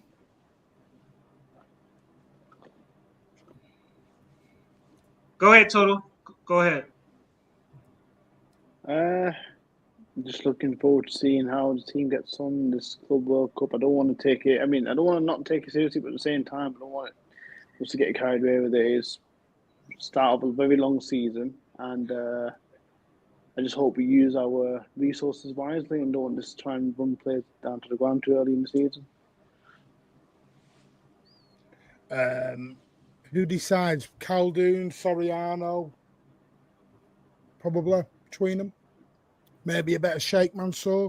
Big up the panel. Thank you, Jack. True fans don't. Trade Union Blues, Food Bank, Alex Howell, 1894, spot on. Absolutely spot on, Briggs. Elliot wants to know, Jack West says, why was that funner? Just, yeah, you're, yeah, don't know, just after the Foden discussion earlier on Jack, it were. Jack West wants his own show, doesn't he? Yeah, that's what it is, man. They're podcasting it, Jack West. They're podcasting it. Prices have gone back to what they should be at worst. Fans have worked hard to sort that out. Club now. And by the way, big up Nick Johnson as well as Dante. Nick Johnson, Dante, massive part of the 1894, along with the MCFC Food Bank Luke. Big up to all of you. You, Nick, honestly, fire in the chat for Nick Johnson and Dante in the 1894. Nick Johnson was a massive part of that. So was Harry. So big up to him. Absolutely amazing. So thank you so much, Nick Jackson. And yeah, I don't know why I keep saying Johnson. It's these glasses are not helping me, Harry. Nick Jackson. Throw up W's in the chat, man. Throw up some W's, man. Throw some W's. Yeah, throw W's, fire, everything for Nick Jackson and Dante. Trade Union Blues, a lot of them. MCFC Food Bank, who worked their arse off to get this done for you lot. Well done. And everyone involved in the protest. And sorry to the ones who weren't. Elliot. Anyway, swiftly moving on. Final thoughts, Elliot. Am I back on tomorrow night? No, you're banned. Jack, I'll do a substitution with Jack West. So you can come on and take my place, innit? Yeah, we gotta get Elliot for watch along, man. To be honest, Pat, I don't know what you reckon or like any like you was actually reckon, but reckon we should get just Martin and Jack West on, innit? Yeah, because that fits perfectly in the Blues Down Under. Innit? Well, what day are you free on, Elliot? Want us to win it? Want us to win what? That's right. I'll just rebook Danny. I'll just rebook Danny Tiato and Jason Van Bloek for next month. Should be interesting to see Naipan on loan at Leon. Oh, is it Leon? Jack West Waffle Show. Big up the fan organisations involved getting it over the line. Jackson, that was me. W's in the chat. Never a boo on an ex-player. Clap Milner, Sturridge and Barton. I can't clap Barton. Barton's the only one, Nick. I can't do it. I can't do Barton because of his stupid comments. Just, yeah. Anyway, thank you, everyone. This has been a marathon. This was meant to be a calling show. It's gone on for 3 hours. Yeah, always welcome, Harry. You know that. Speak to you in 5 minutes, Pat. Come on. Speak to you in 5 minutes, Pat, on Twitter Space, yeah? Oh, I don't have Twitter, mate. So don't have it? Nope. Right, Jack. Go and give Ragback a lot of love as well. You're missing out on the treat, man. Go and give Ragback a lot of love. We're going to get Ragback on the channel soon. 3 hours, massive marathon. We are back. When are we back now? Wednesday, 12 p.m. Episode 7 of Blues Down Under. And then 4:30 on Wednesday. The watch-alongs are back. When's Blues Under on? Blues Down Under is Wednesday at 12 p.m. Oh. I'll tune in for that then because Alan will be on it. Total's football talk froze. No, he's still there. I'm listening very attentively. I thought you were doing. Honestly, I thought you froze it. My word, you must have been good at musical statues. Wow, that was amazing. We were getting chased by a police car 15 minutes ago. Did anyone else notice how silly he was? You weren't even blinking. Thank you for discovering the talent I've got. I thought I was talentless, but thank you for that, Martin. Get your Aussie passport, Elliot. I've seen you on that show. Listen, man. I'm still trying to work out why John Stones is getting a new 6-year deal by Rich, but we move. Anyway, Elliot, you and Jack West can do a show together. We hate Foden. How about that? Well, I'll do one.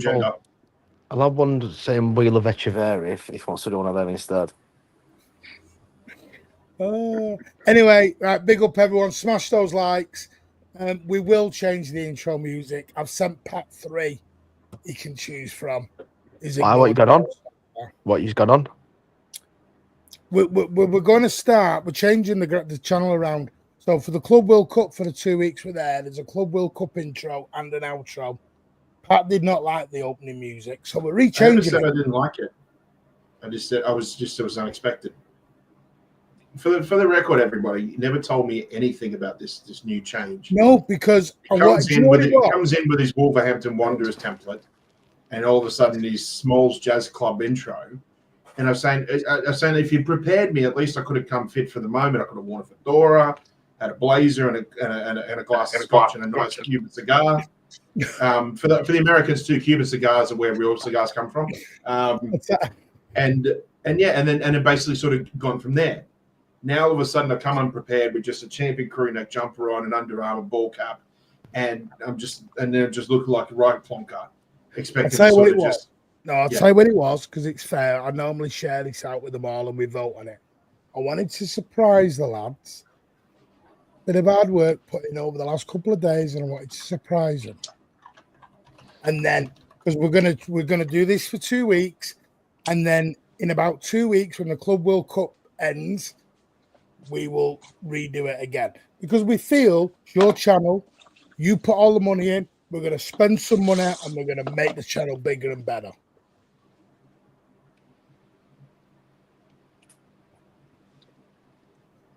Hashtag it's your channel. It is. Why don't you get on intro then, Phil Foden? He's one of our own. I'm not allowed because you and Jack West will kick off, and Alan. You, Alan, and Jack West will kick off about it. Nah, I want James Trafford is one of our own instead. Yeah, exactly. You could piss off. Listen. Jack West. Yeah, it's Jack West. Here's a quick, not Jack West, James Trafford. Jack West, do you like James Trafford? I want to see if Jack West is going to say he likes James Trafford. Go on. Please tell me you like James Trafford. Surely not. Well, he might do if it's out. Darcy's just said, why not Adam Johnson? Who hope he's shy? Who do you hope shy? Who does you hope shy? Dash, no, Dash. No, Dash, no. Dash, don't. Do me a favor, delete that. Please, just do me a favor. I know you're joking, mate, but please delete it. Jesus. He's put no by the way, Martin. I don't know if you've seen it. Ugh. No. Pat, did you see it? Doesn't like James. Are you in? Because you seem to be putting up all these bloody things. I just see it on the comments at the side. It says nope. Bad mod sacking your dash. You kicked him in the face, Pat. Right, anyway, big up all, 12 p.m. I'm back tomorrow, I think, anyway. I've not had the link yet. 9:30, NUFC talk, I believe. Whether it goes ahead, I don't know. Talking about PSR, ligament, all that. Wednesday was 2 shows on Wednesday. 12 p.m. Blues Down Under episode 7 with Pat, etc. Thanks, Jack West. Cheers, Jack West. Dude really kicked him in the face. This is crazy. Yeah. I mean, he got the ball first and then. Cheers, Jack West, by the way. Cheers, Jack West. Okay, hell, man. Right, can we stop doing that? Anyway, and then 4:30 on Wednesday, Group G's opening game, Manchester City versus Wydad. Full 2, 3, 4 hour watch along. Come and join us. Grab a beer, grab a bit of food. Come and join us. And then on Thursday, we'll do the post-match reaction on Thursday Night Chat, followed by the Waffle Show on Friday. So loads coming up. So is Jack West on that one, Martin? What? Before you go, is Jack West on that one, the Waffle Show? Up the jazz, up the Phil Foden there. Bye all. Can't end it.